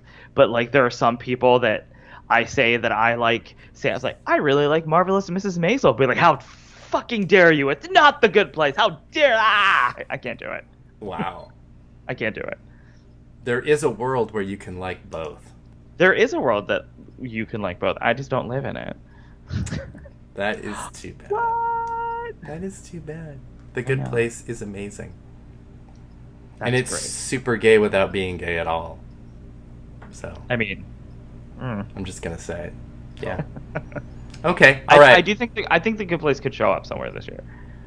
Yeah, it might show up in the next category that we're going to talk about, and that's lead actor in a comedy series. Yes.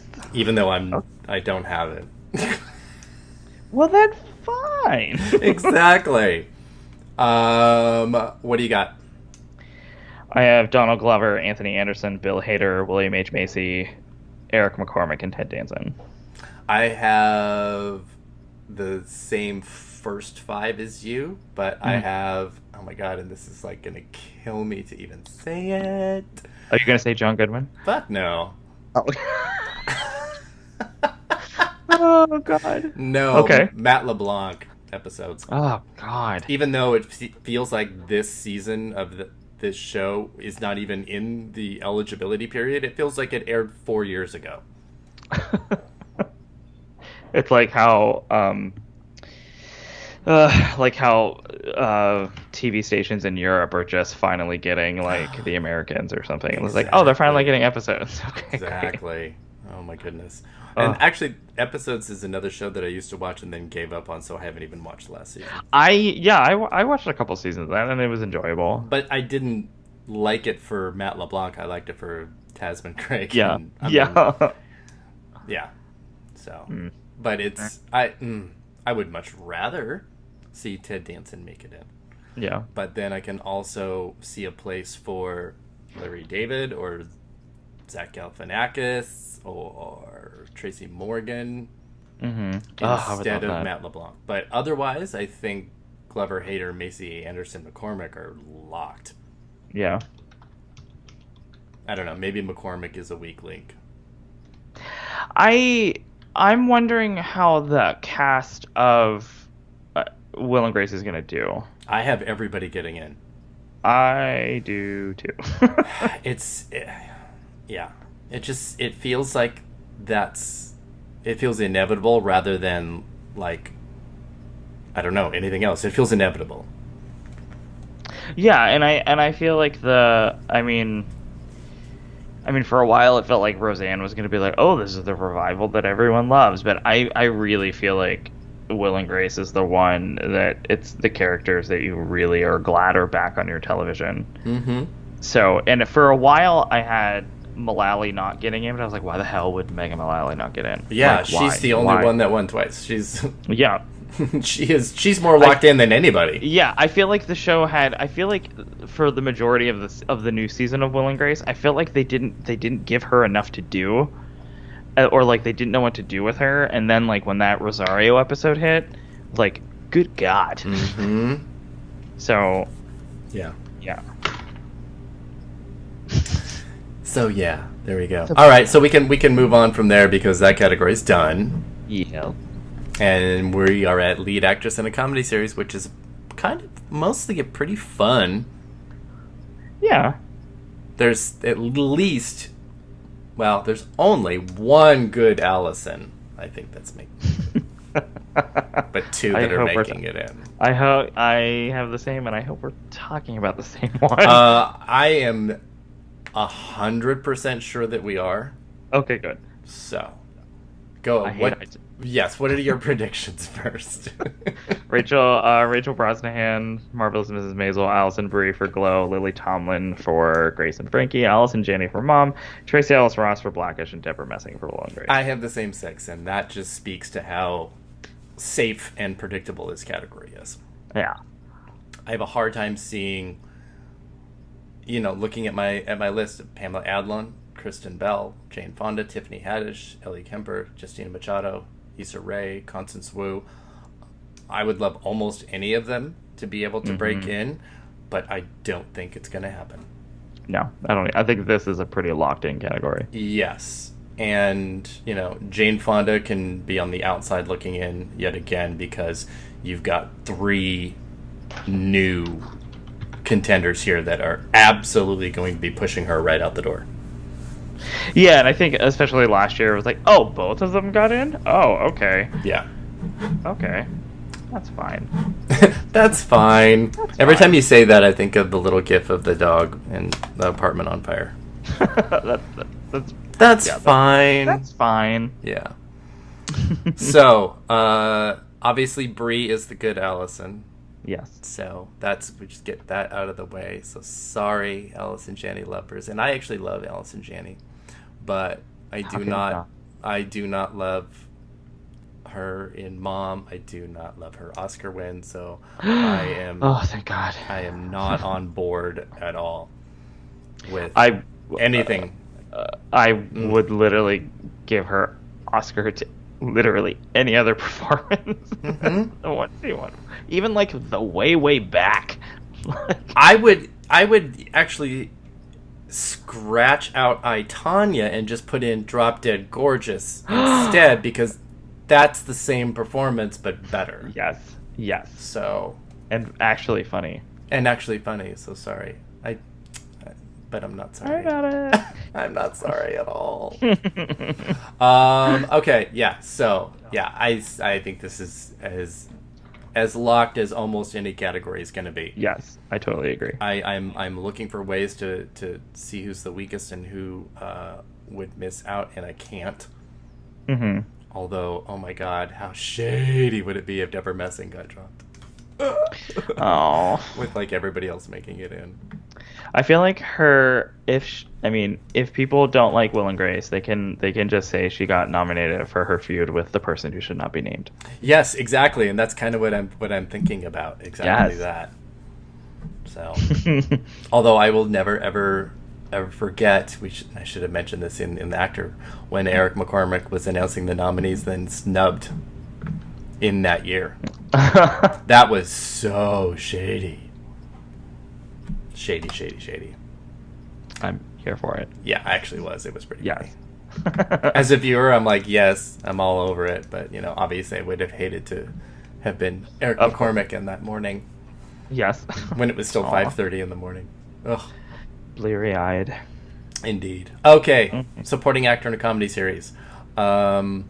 This, for me, is a category that has at least 4 locks. Maybe 5. Okay. I've got Mark Maron, Glow, Tony Shalhoub, Maisel, Alec Baldwin, SNL, Brian Tyree Henry, Atlanta, Louis Anderson, Baskets, and Sean Hayes, Will and Grace. I have the exact same thing. Oh my God, really? And I just took out. We're basic. I had Titus Burgess in there. Yeah. And I sort of feel bad for Titus Burgess because I feel like he should have an Emmy by now, and he was way better in the other 3 seasons. There's something about Titus in the new season of Unbreakable Kimmy Schmidt that is, I don't know what it is that I find I would even say a little off-putting. I don't know. But I feel like if Kimmy Schmidt's not going to get in for comedy and actress, it's not going to get in for supporting actor. Yep. And I feel like Louis Anderson, former winner, in the same category. Yeah. Yeah, this category has a lot of potential winners with Sean Hayes, Louis Anderson, Tony Shalhoub, Alec Baldwin. Brian Tyree Henry is a nominee last year for a different show. But Mark Maron is one of the 2 big breakout new contenders here. But that also means that Ty Burrell finally gets dropped, and he was the last man standing for Modern Family. Tony Hale, which I'm keeping in my back pocket as a for Buster. As a nominee for Arrested Development as a Veep replacement. Yeah. But then there's Henry Winkler and Barry. Yeah, I thought about that too, and in certain instances he really just runs with what he's given in that show. He's such a scene stealer in that show. I would love for him to get in, and of course he's a freaking television legend. My God. Yeah. I could see him because like I said, I don't think this is a solid 6 like our last 2 categories have been. Mm-hmm. There is movement. I wish maybe Lakeith Stanfield for Atlanta. Yeah, exactly. That's the one that I was going with, but also it's been so strange that Silicon Valley has not been able to get a supporting actor in here. Yeah. I know there's obviously so many that they would really have to kind of zero in, focus, and and stick with one. It should be Zach Woods, but Kumail Nanjiani has the higher profile in the Oscar nomination. Yeah. But he didn't really have much to do, and he certainly doesn't have a good episode to submit. Yeah. Whereas Zach Woods could submit any episode and be the best person. So this is a tough category.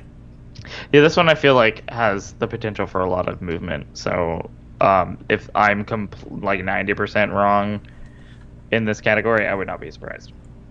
Yeah, weirdly, even though I don't necessarily have them in this order, the 2 that I feel are the most vulnerable are Alec Baldwin and Brian Tyree Henry.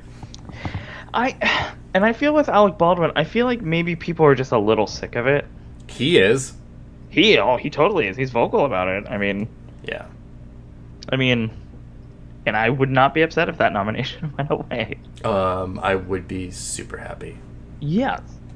I would be super happy if one of the people that we previously mentioned got in, or I don't know, anybody else. All right, cool. Let's go to. We'll just keep running down the male side, then the female side, and do guest actor in a comedy series. I have Donald Glover, SNL, Bill Hader, SNL, Sterling K. Brown, Brooklyn Nine-Nine, John Hamm, Kimmy Schmidt, Robert De Niro, SNL. I forgot about Robert De Niro. I have blah blah blah. Where the heck is my list? Okay, I'm sorry. Bob Newhart, The Big Bang Theory, Donald Glover, SNL, Lin-Manuel Miranda, Curb Your Enthusiasm, Sterling K. Brown, Brooklyn Nine-Nine, Leslie Jordan, Will and Grace. Oh my God! And I had him, and then I took him out. And I only did 5. I gotta add 6. And Bryan Cranston, Curb Your Enthusiasm. Yeah, I have him in my others, but I'm I think people blow their load over the name Bryan Cranston, so I don't. Okay. They're 1, gross. Yeah. But it's not. It's gross, but true. Trumbo. That's all I'm gonna say. I don't know. Yeah, didn't he did not submit himself for Sneaky Pete, but he is submitted for Curb, so this would be the only place to do it. Ugh. I don't like this category at all. No, I don't like it either. But I'd be happy if Donald Glover got 2 nominations. That's the only, or Sterling K. Brown, the most likable person in the world. And again, this would be one of those examples where, yes, I think he's going to get in, and it'll be oh, finally a nomination for Brooklyn Nine-Nine, and it's a fucking guest actor spot. Fuck you. Yeah. That would be sad. I would love Nick Offerman to get in here, because I thought he was super funny on Will and Grace. And this is the guest category, the guest comedy categories, or something where Will and Grace got a good amount of nominations too. Yeah, and Alec Baldwin is also a contender. Yeah. So let's not pretend that he is not more likely to get in than a lot of these people. I hate that I have Robert De Niro in, it would be such a shitty nomination. I forgot that even happened. Yeah. Oh god, it would be awful. He's so just he should never do live anything. Oh my god. He's terrible. Ugh. Anyway, all right, moving on.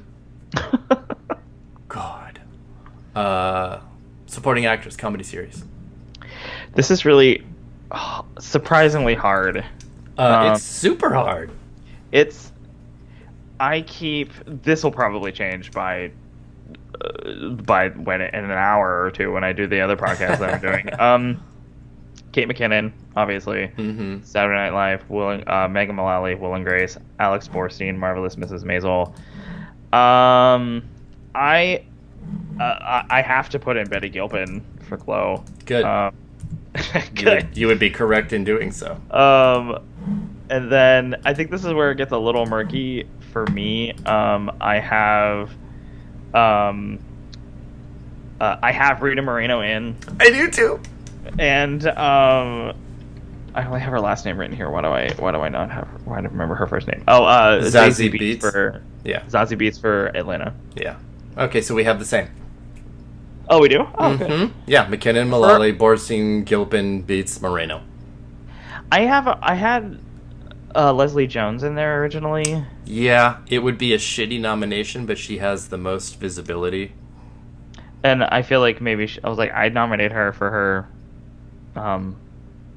Olympics her coverage. Olympics coverage and her drag race coverage. And her drag race coverage. I live for that. Again, that would be like another. We need to give her like a juried award that just is outside of the scope, you know. And I feel like, I don't think it's out of the realm of possibility. If Vanessa Bayer can get a random nomination. Yeah, that lowered the bar to a point where there is no more bar. And I wish that SNL people had their own category. Sometimes they used to. Yeah, it's like they weren't allowed to compete in comedy series, which they shouldn't. Yeah, if they're not going to be in the regular category, like comedy series, because I remember when we did our Emmy Confidential pieces where we interviewed people throughout the industry for Awardsdaily TV, that a lot of people were pissed that you could put Donna Lynn Champlin for Crazy Ex-Girlfriend in here. You could put a whole slew of people in these categories if the SNL people weren't in here. Well, they eliminated the variety performer, which is exactly where these people could go. Mm-hmm. And I don't say that, these people is a terrible thing to say. But it's, you eliminated that category, and then where did they have to get to go? Here's where they get to go. So, it's lousy. I think it's really unfortunate.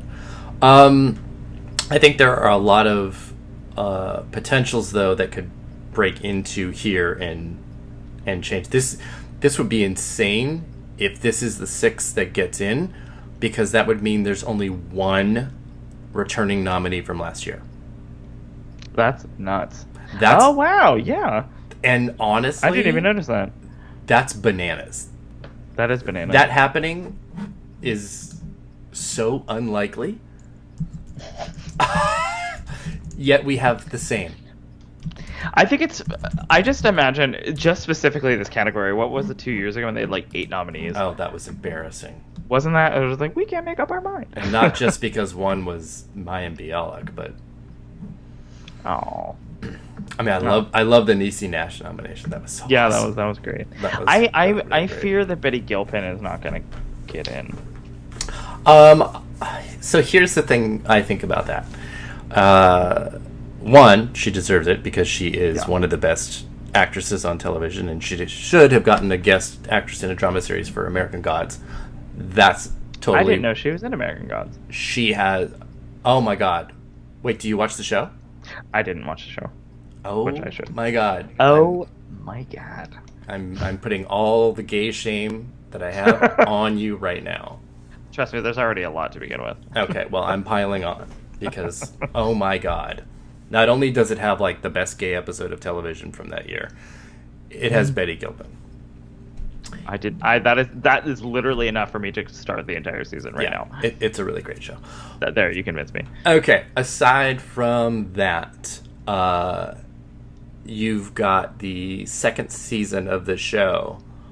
It's oh god. At so a good. yes, at a point, I think. Wait, was it right after? Holy, I might be wrong.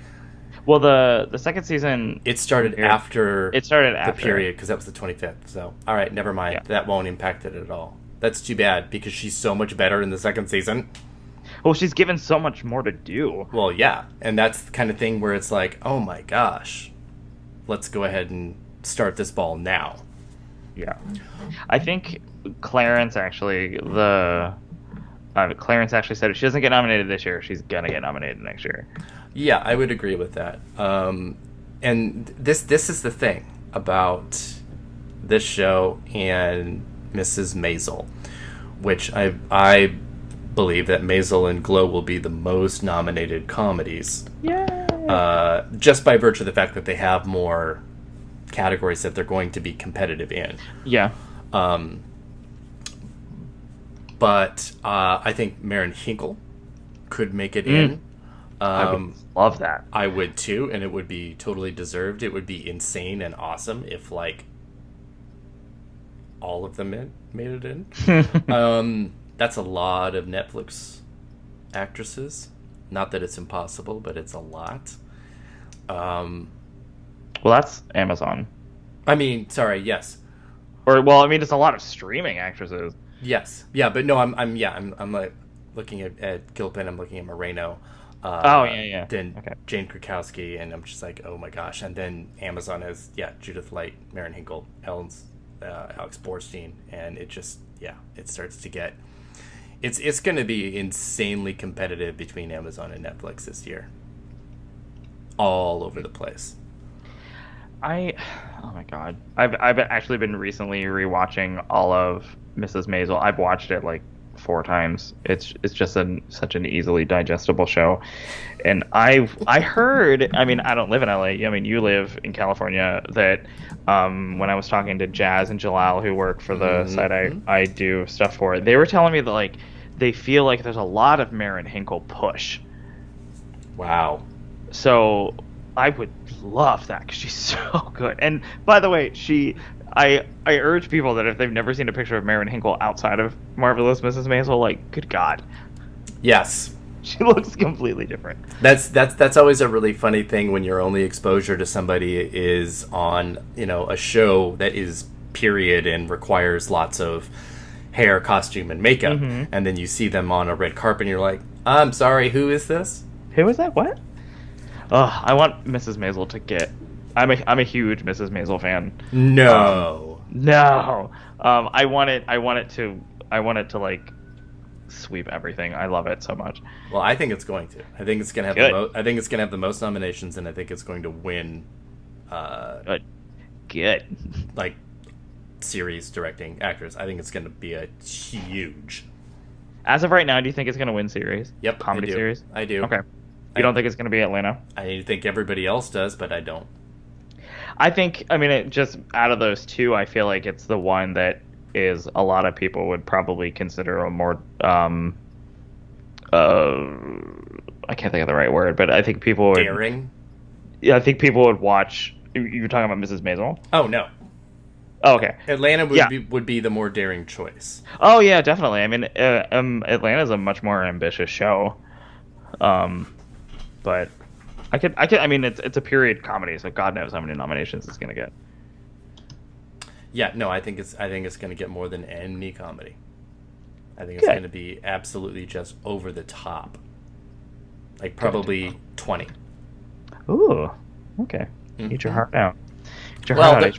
There's also a lot more. There's more categories now, so there's just of course more potential. But because it's a period piece as well, that just opens the door for so many more. So I don't know, and splitting cinematography and that it actually gets to qualify as a comedy series. It has everything on its side to be the story of the day. Yeah, that's true. And really, depending again on how Game of Thrones and Westworld shake out, it could be the show that with the overall most of the day. This is like This is like Emmy porn to me. I was just gonna say, am I just like this is like dirty talk to me right now, like Emmy dirty talk. They should put a parental advisory just on not the amount that I've been swearing, but the like pretty much like Emmy phone sex you're giving me right now. Yes, which is why this is only audio and not video. Because right now Joey is naked and covered in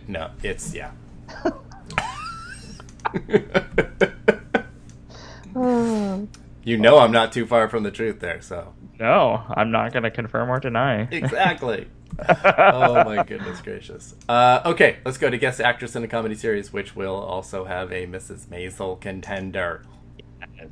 I've got Tina Fey SNL, Tiffany Haddish SNL, Jane Lynch, Mrs. Maisel, Christine Baranski, Big Bang Theory, Blythe Danner, Will and Grace, Lisa Kudrow, Grace and Frankie. Oh, okay. I thought it was going to be like, please, like, is it seriously going to be another category where we completely match up? But we don't. Good. Hold on, let me find mine. I have Jane Lynch, Mrs. Maisel, Tiffany Haddish, SNL, Tina Fey, SNL. I have Kathy Bates for The Big Bang Theory, Christine Baranski for The Big Bang Theory. How many is that? Wait. I sometimes wonder if The Big Bang Theory doesn't get like 3 nominations here, which would be really strange. Okay, wait. So Kathy Bates, Jane Lynch, Tiffany Haddish, Tina Fey, Laurie Metcalf, and Molly Shannon. Yeah. I've got in my other contenders. I've got Wanda Sykes for Blackish and Lena Waithe for Dear White People.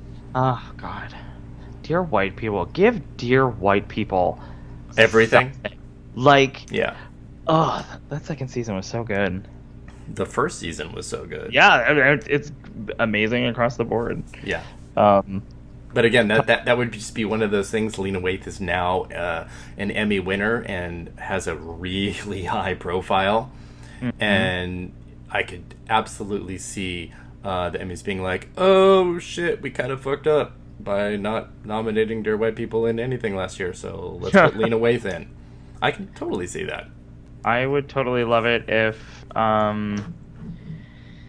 don't know. I would really love it if, like, Tessa Thompson is on the ballot for Westworld, but I really wish she would just give her an Emmy nomination for that tiny little thing that she had in, what was it, the finale of season 2 of Dear White People? Oh my gosh, that's right. I know, I love that they brought in the movie people. I like freaked out. I was like, what? I see you. That was really I love awesome. It. So good. Yeah, that's right. She was like the what's her face? Candace Owens. Yeah, she was essentially. Yeah. That trash. Oh my god. Yes. Would it be weird for Laurie Metcalf to get in here, but clearly not into supporting actress, as neither of us predicted? I love mentioned. I sort of love how night and day it was, because I feel like everybody was like, "Oh, she's gonna get an Emmy nomination for supporting actress." Yeah, and she wouldn't have to be competing against Allison fucking Janney again. Yeah. Oh God, I didn't even think about that. Mm-hmm. Oh my God. But then like as soon as the shit hit the fan, boom, bye. Yeah. And I think the world and everybody is fine with that. I think so too. And yeah, maybe that's all that even needs to be said about it. But I realized we had not even uttered her name in the supporting actress conversation. So.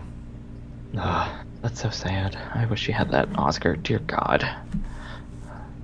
A crime, I say. It is a crime. A crime. Yeah.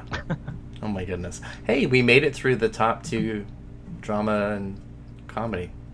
That's impressive. Oh, that's all of them? Oh, okay.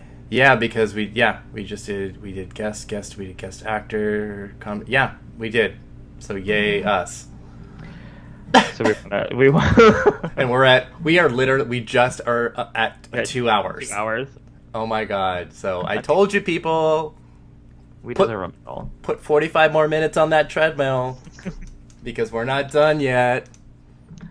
You can actually. People could use an extra 45-minute workout. That's not bad. I think almost any of us could. I certainly could. I should be doing this podcast on the treadmill right now. I've been doing crutches for an entire 2 hours. Oh, God, I knew that's perfect. Okay, all right. Let's just, like, blow through these like a porn star. Let's just do this, yeah. All right, outstanding limited series. What do you got? Versace, Twin Peaks, Howard's End, Godless. Wait, did you say TV movie or limited series? Limited series. Okay. Versace, Twin Peaks, Howard's End, Godless, and American Vandal.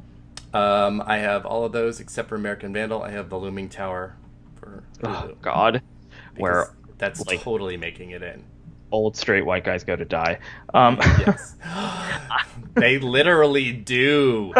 Joey. I got into a whole thing. I watched one episode of The Looming Tower. Nobody wants to watch Jeff Daniels have sex. Nobody wants to watch that. That was enough for me to be like, bye. No.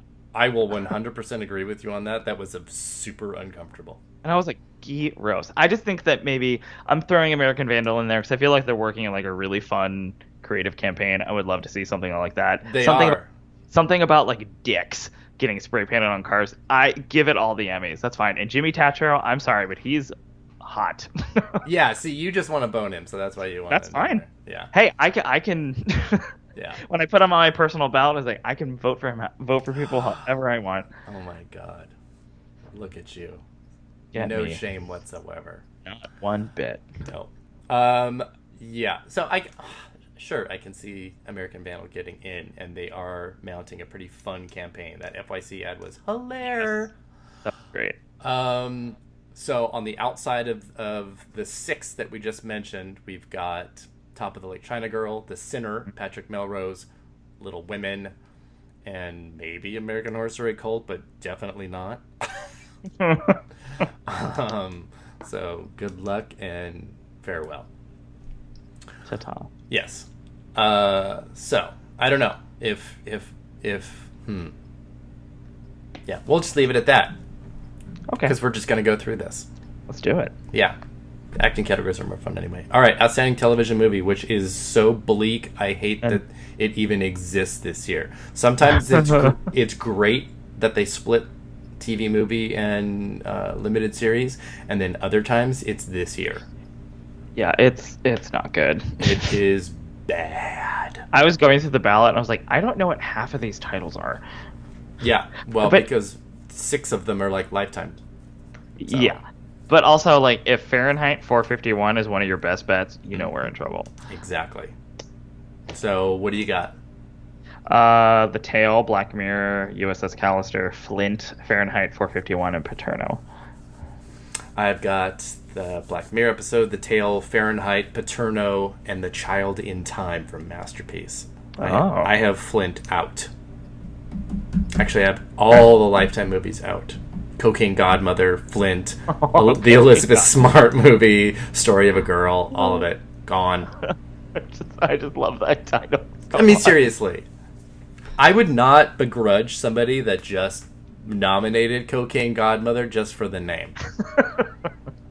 I was like, yes, I would like Catherine Zeta-Jones to get a little closer to an EGOT. Yes, I will nominate her. Yes, and another drag queen name that would be really awesome. So, in the 80s. Oh God! Oh my God! Oh, it's the worst category of everything. It is the worst. I feel like when I was going through the ballot, I was like, oh, this is it. I feel like this was a good year. I wish like Black Mirror would campaign more than one thing. Yes, they could have. They could have done Archangel. They could have done Black Museum. You could have Black Museum's timely. You could have done Hang the DJ. Yes, absolutely. Yeah, their success last year should have bolstered their confidence a little bit. Like, come on. Because they could have. Because right now, HBO is potentially getting 3 of these 5 nominations, when Netflix could be. Yeah. So. Oof. Do better. Do better. And you really only deserve 1, HBO. Yes. 100% that. Yes. Lead actor in limited series TV movie. I've got Kyle MacLachlan, Twin Peaks, Darren Criss, Versace, Jeff Daniels, Looming Tower, Al Pacino, Paterno, Benedict Cumberbatch, Patrick Melrose, and Evan Peters, American Story Cult. I have the same, but I don't have Evan Peters. I have Antonio Banderas for that fucking awful. Ew. Ugh. It's so not Jesse Plemons. I would have thought that would have been like that's who I would pull out. If I were to pull something out, I would pull out Evan Peters for Jesse Plemons. I would love Evan Peters to get in there because I think he is actually fantastic in Cult. He's terrifying. He's amazing. And I think he's completely underrated on that show to begin with. I think he's an actor who is like totally willing to do anything. Well, the American Horror Story and Crime Story are shows that are extremely actress oriented because hello Ryan Murphy. Yeah. But I feel like he does such a good job of standing out this year that I would die if he got in. But I feel like I was a little surprised last year when Genius got in. Like, not super surprised, but a little bit. Like, you're going to go in that direction. And I feel that, oh, God, Picasso was really bad. Well, and that's why I don't have it getting in anywhere because the quality drop from last year to this year was really dramatic. So yeah, I just feel like he's I think he's definitely on like the fringe of not getting in. He's probably at my number 6, but I feel like it's an opportunity for them to like name check somebody. Yeah. What about John Legend for Jesus Christ Superstar, which seemed super popular? I think one person is getting in for Superstar, and it's not John Legend. Oh, really? Interesting. Oh my god. I can't imagine who that would be. Who could it be? I can't imagine. I have no idea. So we've got no Michael B. Jordan, no Jesse Plemons, no Michael Shannon, no Jimmy Tatro. Oh, so hot. You are going to lose it if he gets in. I will. Yep. Watch it be like Evan Peters, Darren Criss, Jimmy Tatro, Michael B. Jordan. It'll be just like this gay Fantasia. Oh my god, that's like I would go to that party. That'll never happen, but it will happen with like the Galaga TV Awards. I'll tell you. I would love that. If I know anything about, oh god, yeah, I could totally see that happening just to get them to the party.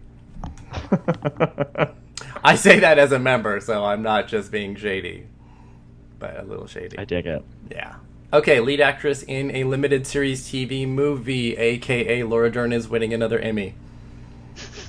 Not Jessica Biel? What? What? Let's no. Let's just let it die. Let's please, yes.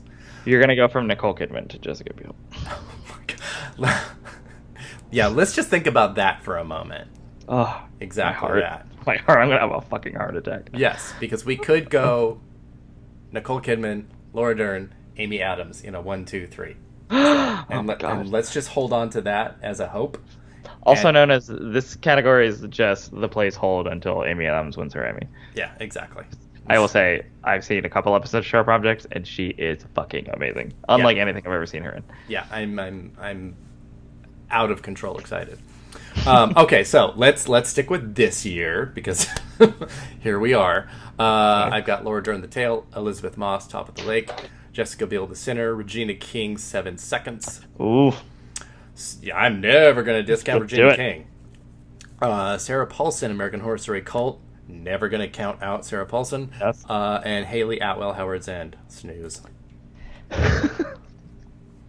Oh, I love Haley Atwell. I have all the same, but I don't have Regina King, which I know that's a rule. Never sleep on Regina King. That's like pretty much that's like in their masthead. That's very personal, Joey. I love Regina King, despite her participation in Legally Blonde 2, Red, White, and Blonde. But I have... Hey, girls got to get a check. That's true. Girls got to get a check. How dare you? I don't have her. I have Michelle Dockery for Godless. Yeah, and that's exactly who I would take Haley Atwell out for. Okay.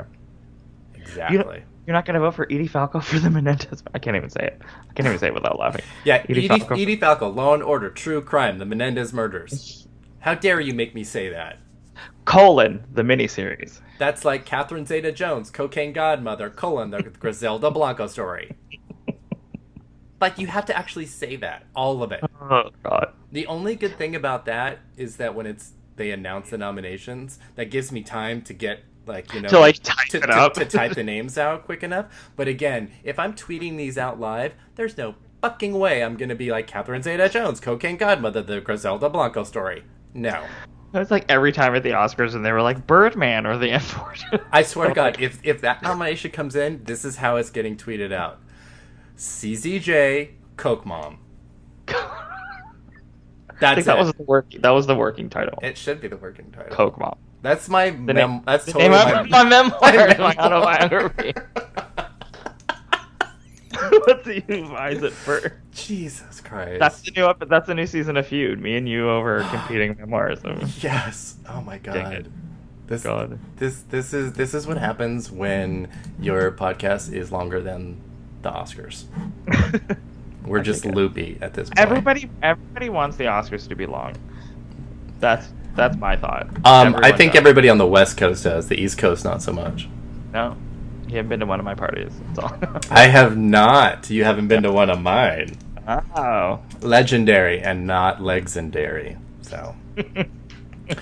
Okay, supporting actor, limited series TV I hate movie. This category so much. Yeah. Oh, you're gonna hate my predictions because there's no way they're gonna be anything like yours. That this is wrong. This is where my predictions average goes to shit. Oh yeah, I'm gonna shit the bed on these, and I'm fully prepared for it. I'm actually only confident in 2 of them, honestly. I don't think I'm confident in any of mine, to be perfectly honest. Yeah, if I get 2 out of 6 here, I will be pleasantly surprised. Okay, good. You go first, though. Okay. I have Jeff Daniels, Godless, Edgar Ramirez for Versace. Mm-hmm. I have Brandon Victor Dixon for Jesus Christ Superstar, because I can afford to be risky. Michael Shannon, I guess, for Fahrenheit 451. Michael Stuhlbarg for The Looming Tower. And Jason Ritter for The Tale. I should be saying Bill Camp for The Looming Tower, but... Holy shit. Yeah, we're different. No idea. This could literally be filled with all Looming Tower guys, all... That's what I've got. Do you have Stuhlbarg, Skarsgård, and Bill Camp? I have Bill Camp, Tahar Rahim, and Peter Sarsgaard. Tahar Rahim, he's so good. I actually have Stuhlbarg out. He doesn't really quite have enough and not as much as the others do. But yeah, I've got Bill Pullman, Jeff Daniels, and Edgar Ramirez as well. And then, Bill Pullman. Yeah. Oh, he's totally getting in. He's my number 2. Oh, I should take somebody out. I'm totally going to copy you in a second. And he's the only one that returns in the next season, so there's like... Oh, plus... Okay, I got to take somebody out. Fuck. Yeah. I can't imagine who has the balls to predict somebody like Ricky Martin.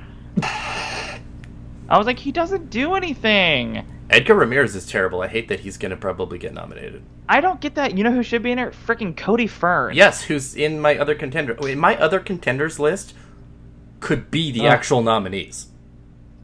Oh my God. I have he doesn't Brandon do Victor, anything. Yeah, I have Brandon Victor Dixon. I have Cody Fern, Michael Shannon, Jimmy Simpson, Michael Stuhlbarg, and Sam Waterston. And I'm like, that is just as likely to happen. I'm fine with that.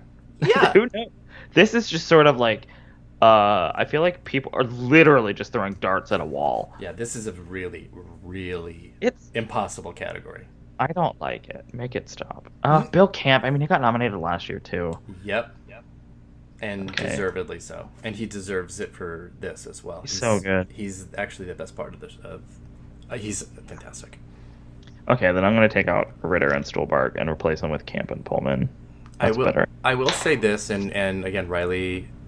Chow and I talked about this because we were going over directing and writing so much, that FX really did push, and the directors that submitted pushed the main Cody Fern episode.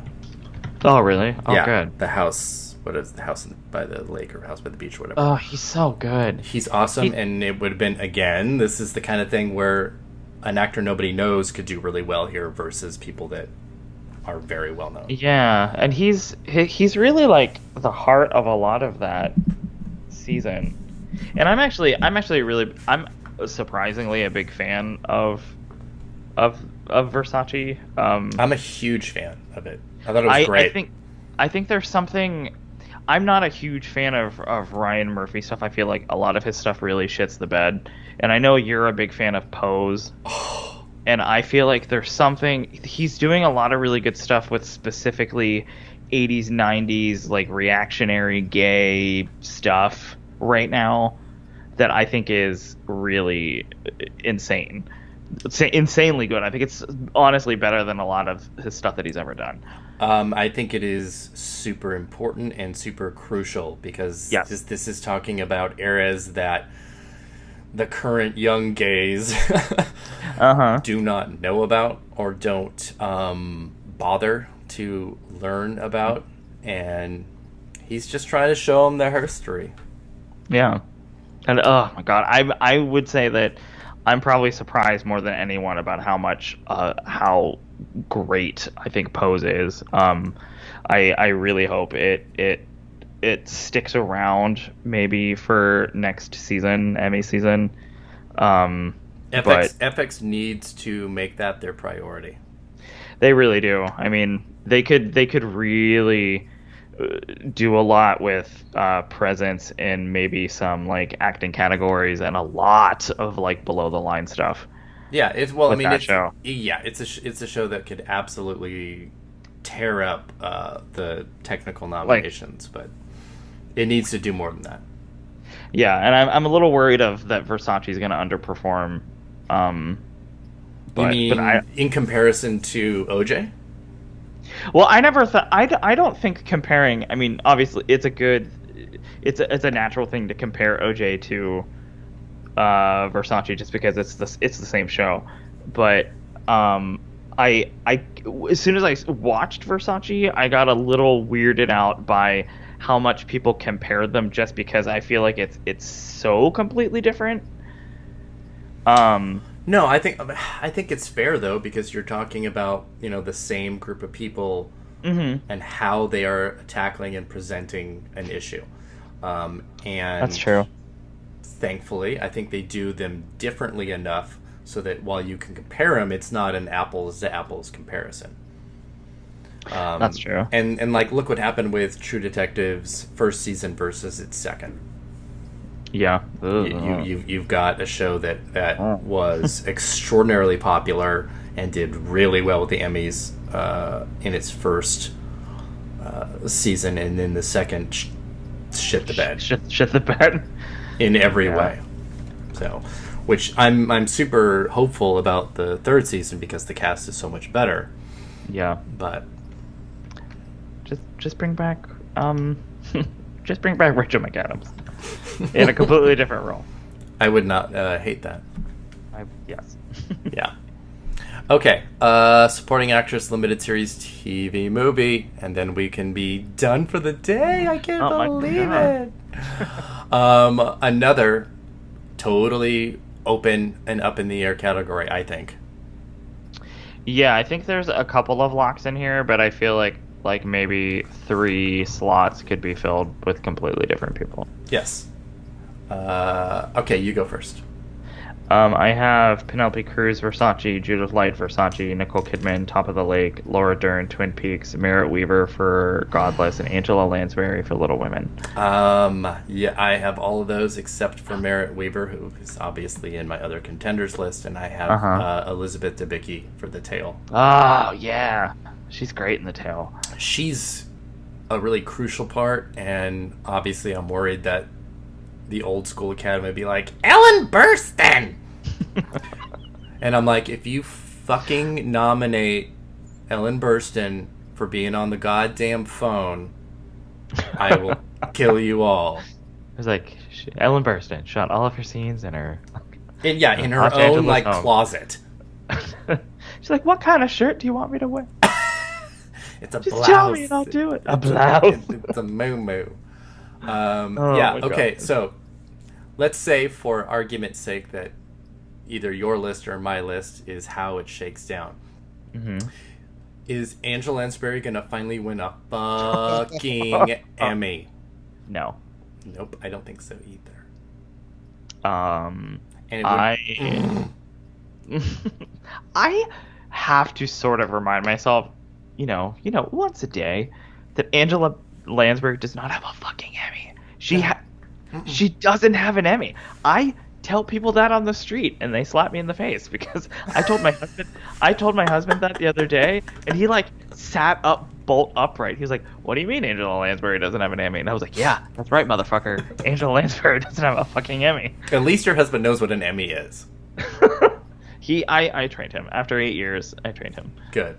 You should see him at an Oscar party. He was like, "What can I do? What appetizers do you want me to put on?" I was like, "Aw."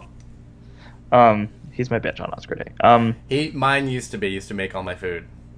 Oh, yeah. Great. He's the one who just realizes that I just run around in a circle while he just cooks everything. Yeah, exactly. I would die if Judith Light won this Emmy. I would not hate it. I feel like, I don't know, there's something about, because obviously the limited series categories, they don't do a guest. Yes. Anything. And since transparent ... which she should have won an Emmy last year. Yep. Agreed. For transparent. Agreed. But she can come in a little pink Chanel suit with her hair all did. That's fine. Just give it to her. Yeah. Laura Dern's not going to win. Nicole Kidman's not going to win. Penelope Cruz surely as hell's not going to win. Merritt Weaver, she already has one. Mm-hmm. Not that Judith Light doesn't have one, but I'm actually going to be really annoyed when Penelope Cruz is nominated to begin with. So, because she will be taking the spot of much more interesting performances potentially. Go on, like who? Well, I mean, just based on from my list, Merritt Weaver in Godless, Letitia Wright in she's so Black good. Mirror, and drum roll, please wait for it. Oh my god, Naomi Watts in Twin Peaks. Oh my god, because it would be super, super, super fun and deserved. She has to take a couple. For Twin Peaks, she took a couple weeks off from stuffing Ray Donovan envelopes, FYC envelopes, and Yes. she did. Yes. She did her Twin Peaks stint. Well, she had time since there was no Gypsy season 2. Oh. Hell, you know who I would even like? I would freaking like Sharon Stone to get in for Mosaic.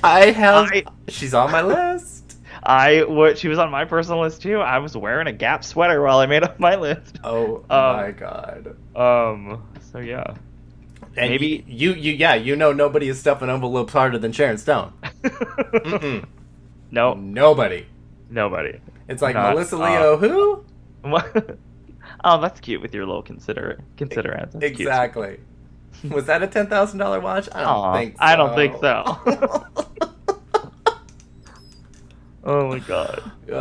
Yeah, so I wouldn't be surprised. This is a nebulous category, just like supporting actor is, and a lot of these could be just like popped right out. I mean, in all reality, Angela Lansbury could just not even be nominated.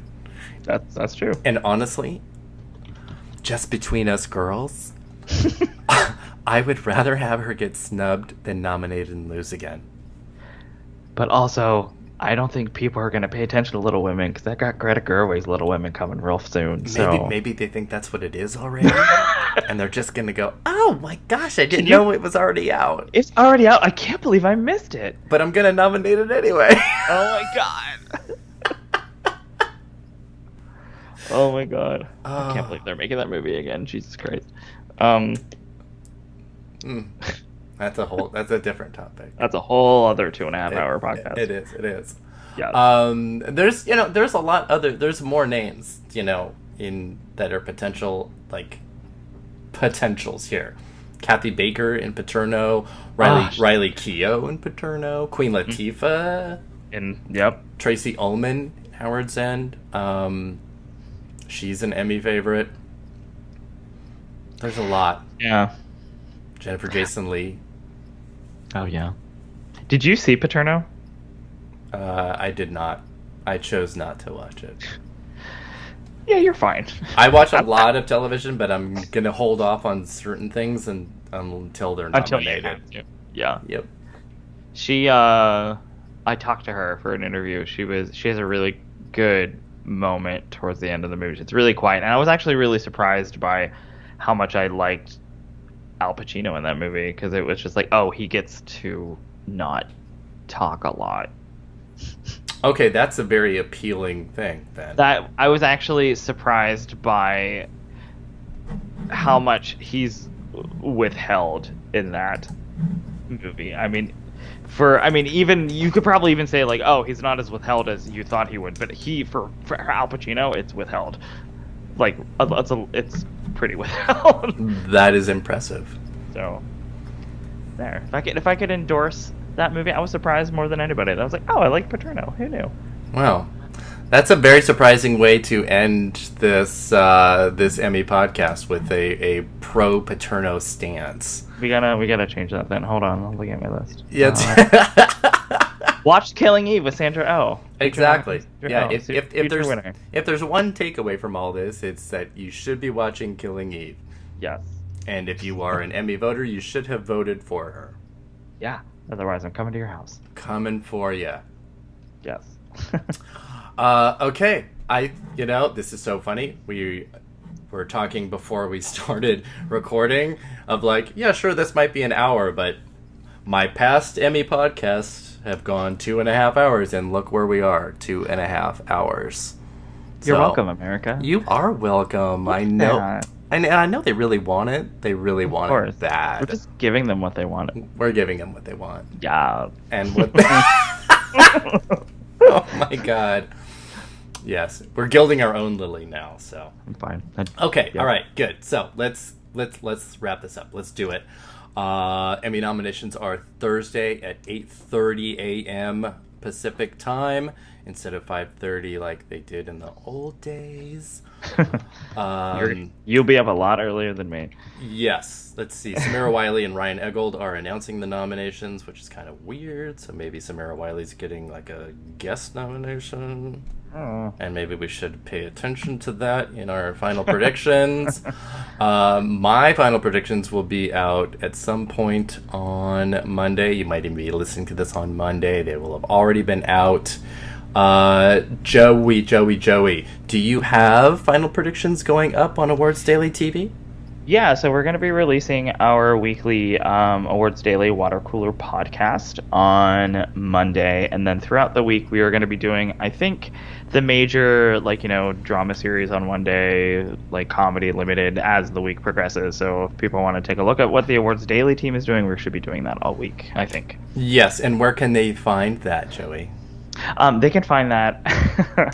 They can find the podcast on iTunes if they want, or they can just go to the website, which is just awardsdaily.com/ADTV. There you go. And where can they find you on the media social? Oh, they can find me on Twitter at JoeyMoser83. Fantastic. Is that because you're 83 years old? That's because I was born... I've been meaning to change my Twitter handle for a long time. I was born in 83, even though I look like I was born in about 96. So. I was gonna say... Oh my god. I know. Yeah. Yeah, okay, so wow. So there's going to be this podcast and your podcast coming out the same day. So you'll have 7 hours of Joey Moser. Yeah. I'm not saying that this might be a better one, but that's what I'm saying.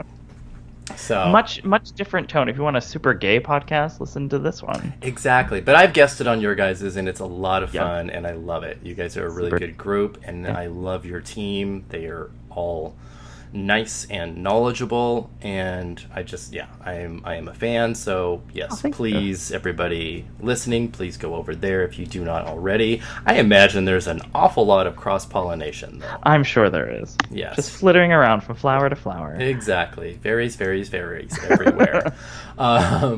So you can find me, Eric Anderson, at awardswatch.com, on Twitter at awards_watch, Facebook and Instagram Awards Watch. Pretty straightforward, pretty evident right there. But only yes, straight thing about you. It is the only straight thing about me. And stay tuned on Emmy nomination morning. I will be live tweeting the shit out of the nominations and hopefully trying not to explode and scream and cry too much. But I promise nothing. So, yeah. Right, cool. We're at 2:29 before I've even added music, so thank you, Joey, for joining me so much. Thank you. Thank you so much for having me. I had a lot of fun with you. And thank everybody for sticking with this. You are the true Americans. You are patriots, and you are my champion. Yeah. Thanks, everybody. Bye. Bye.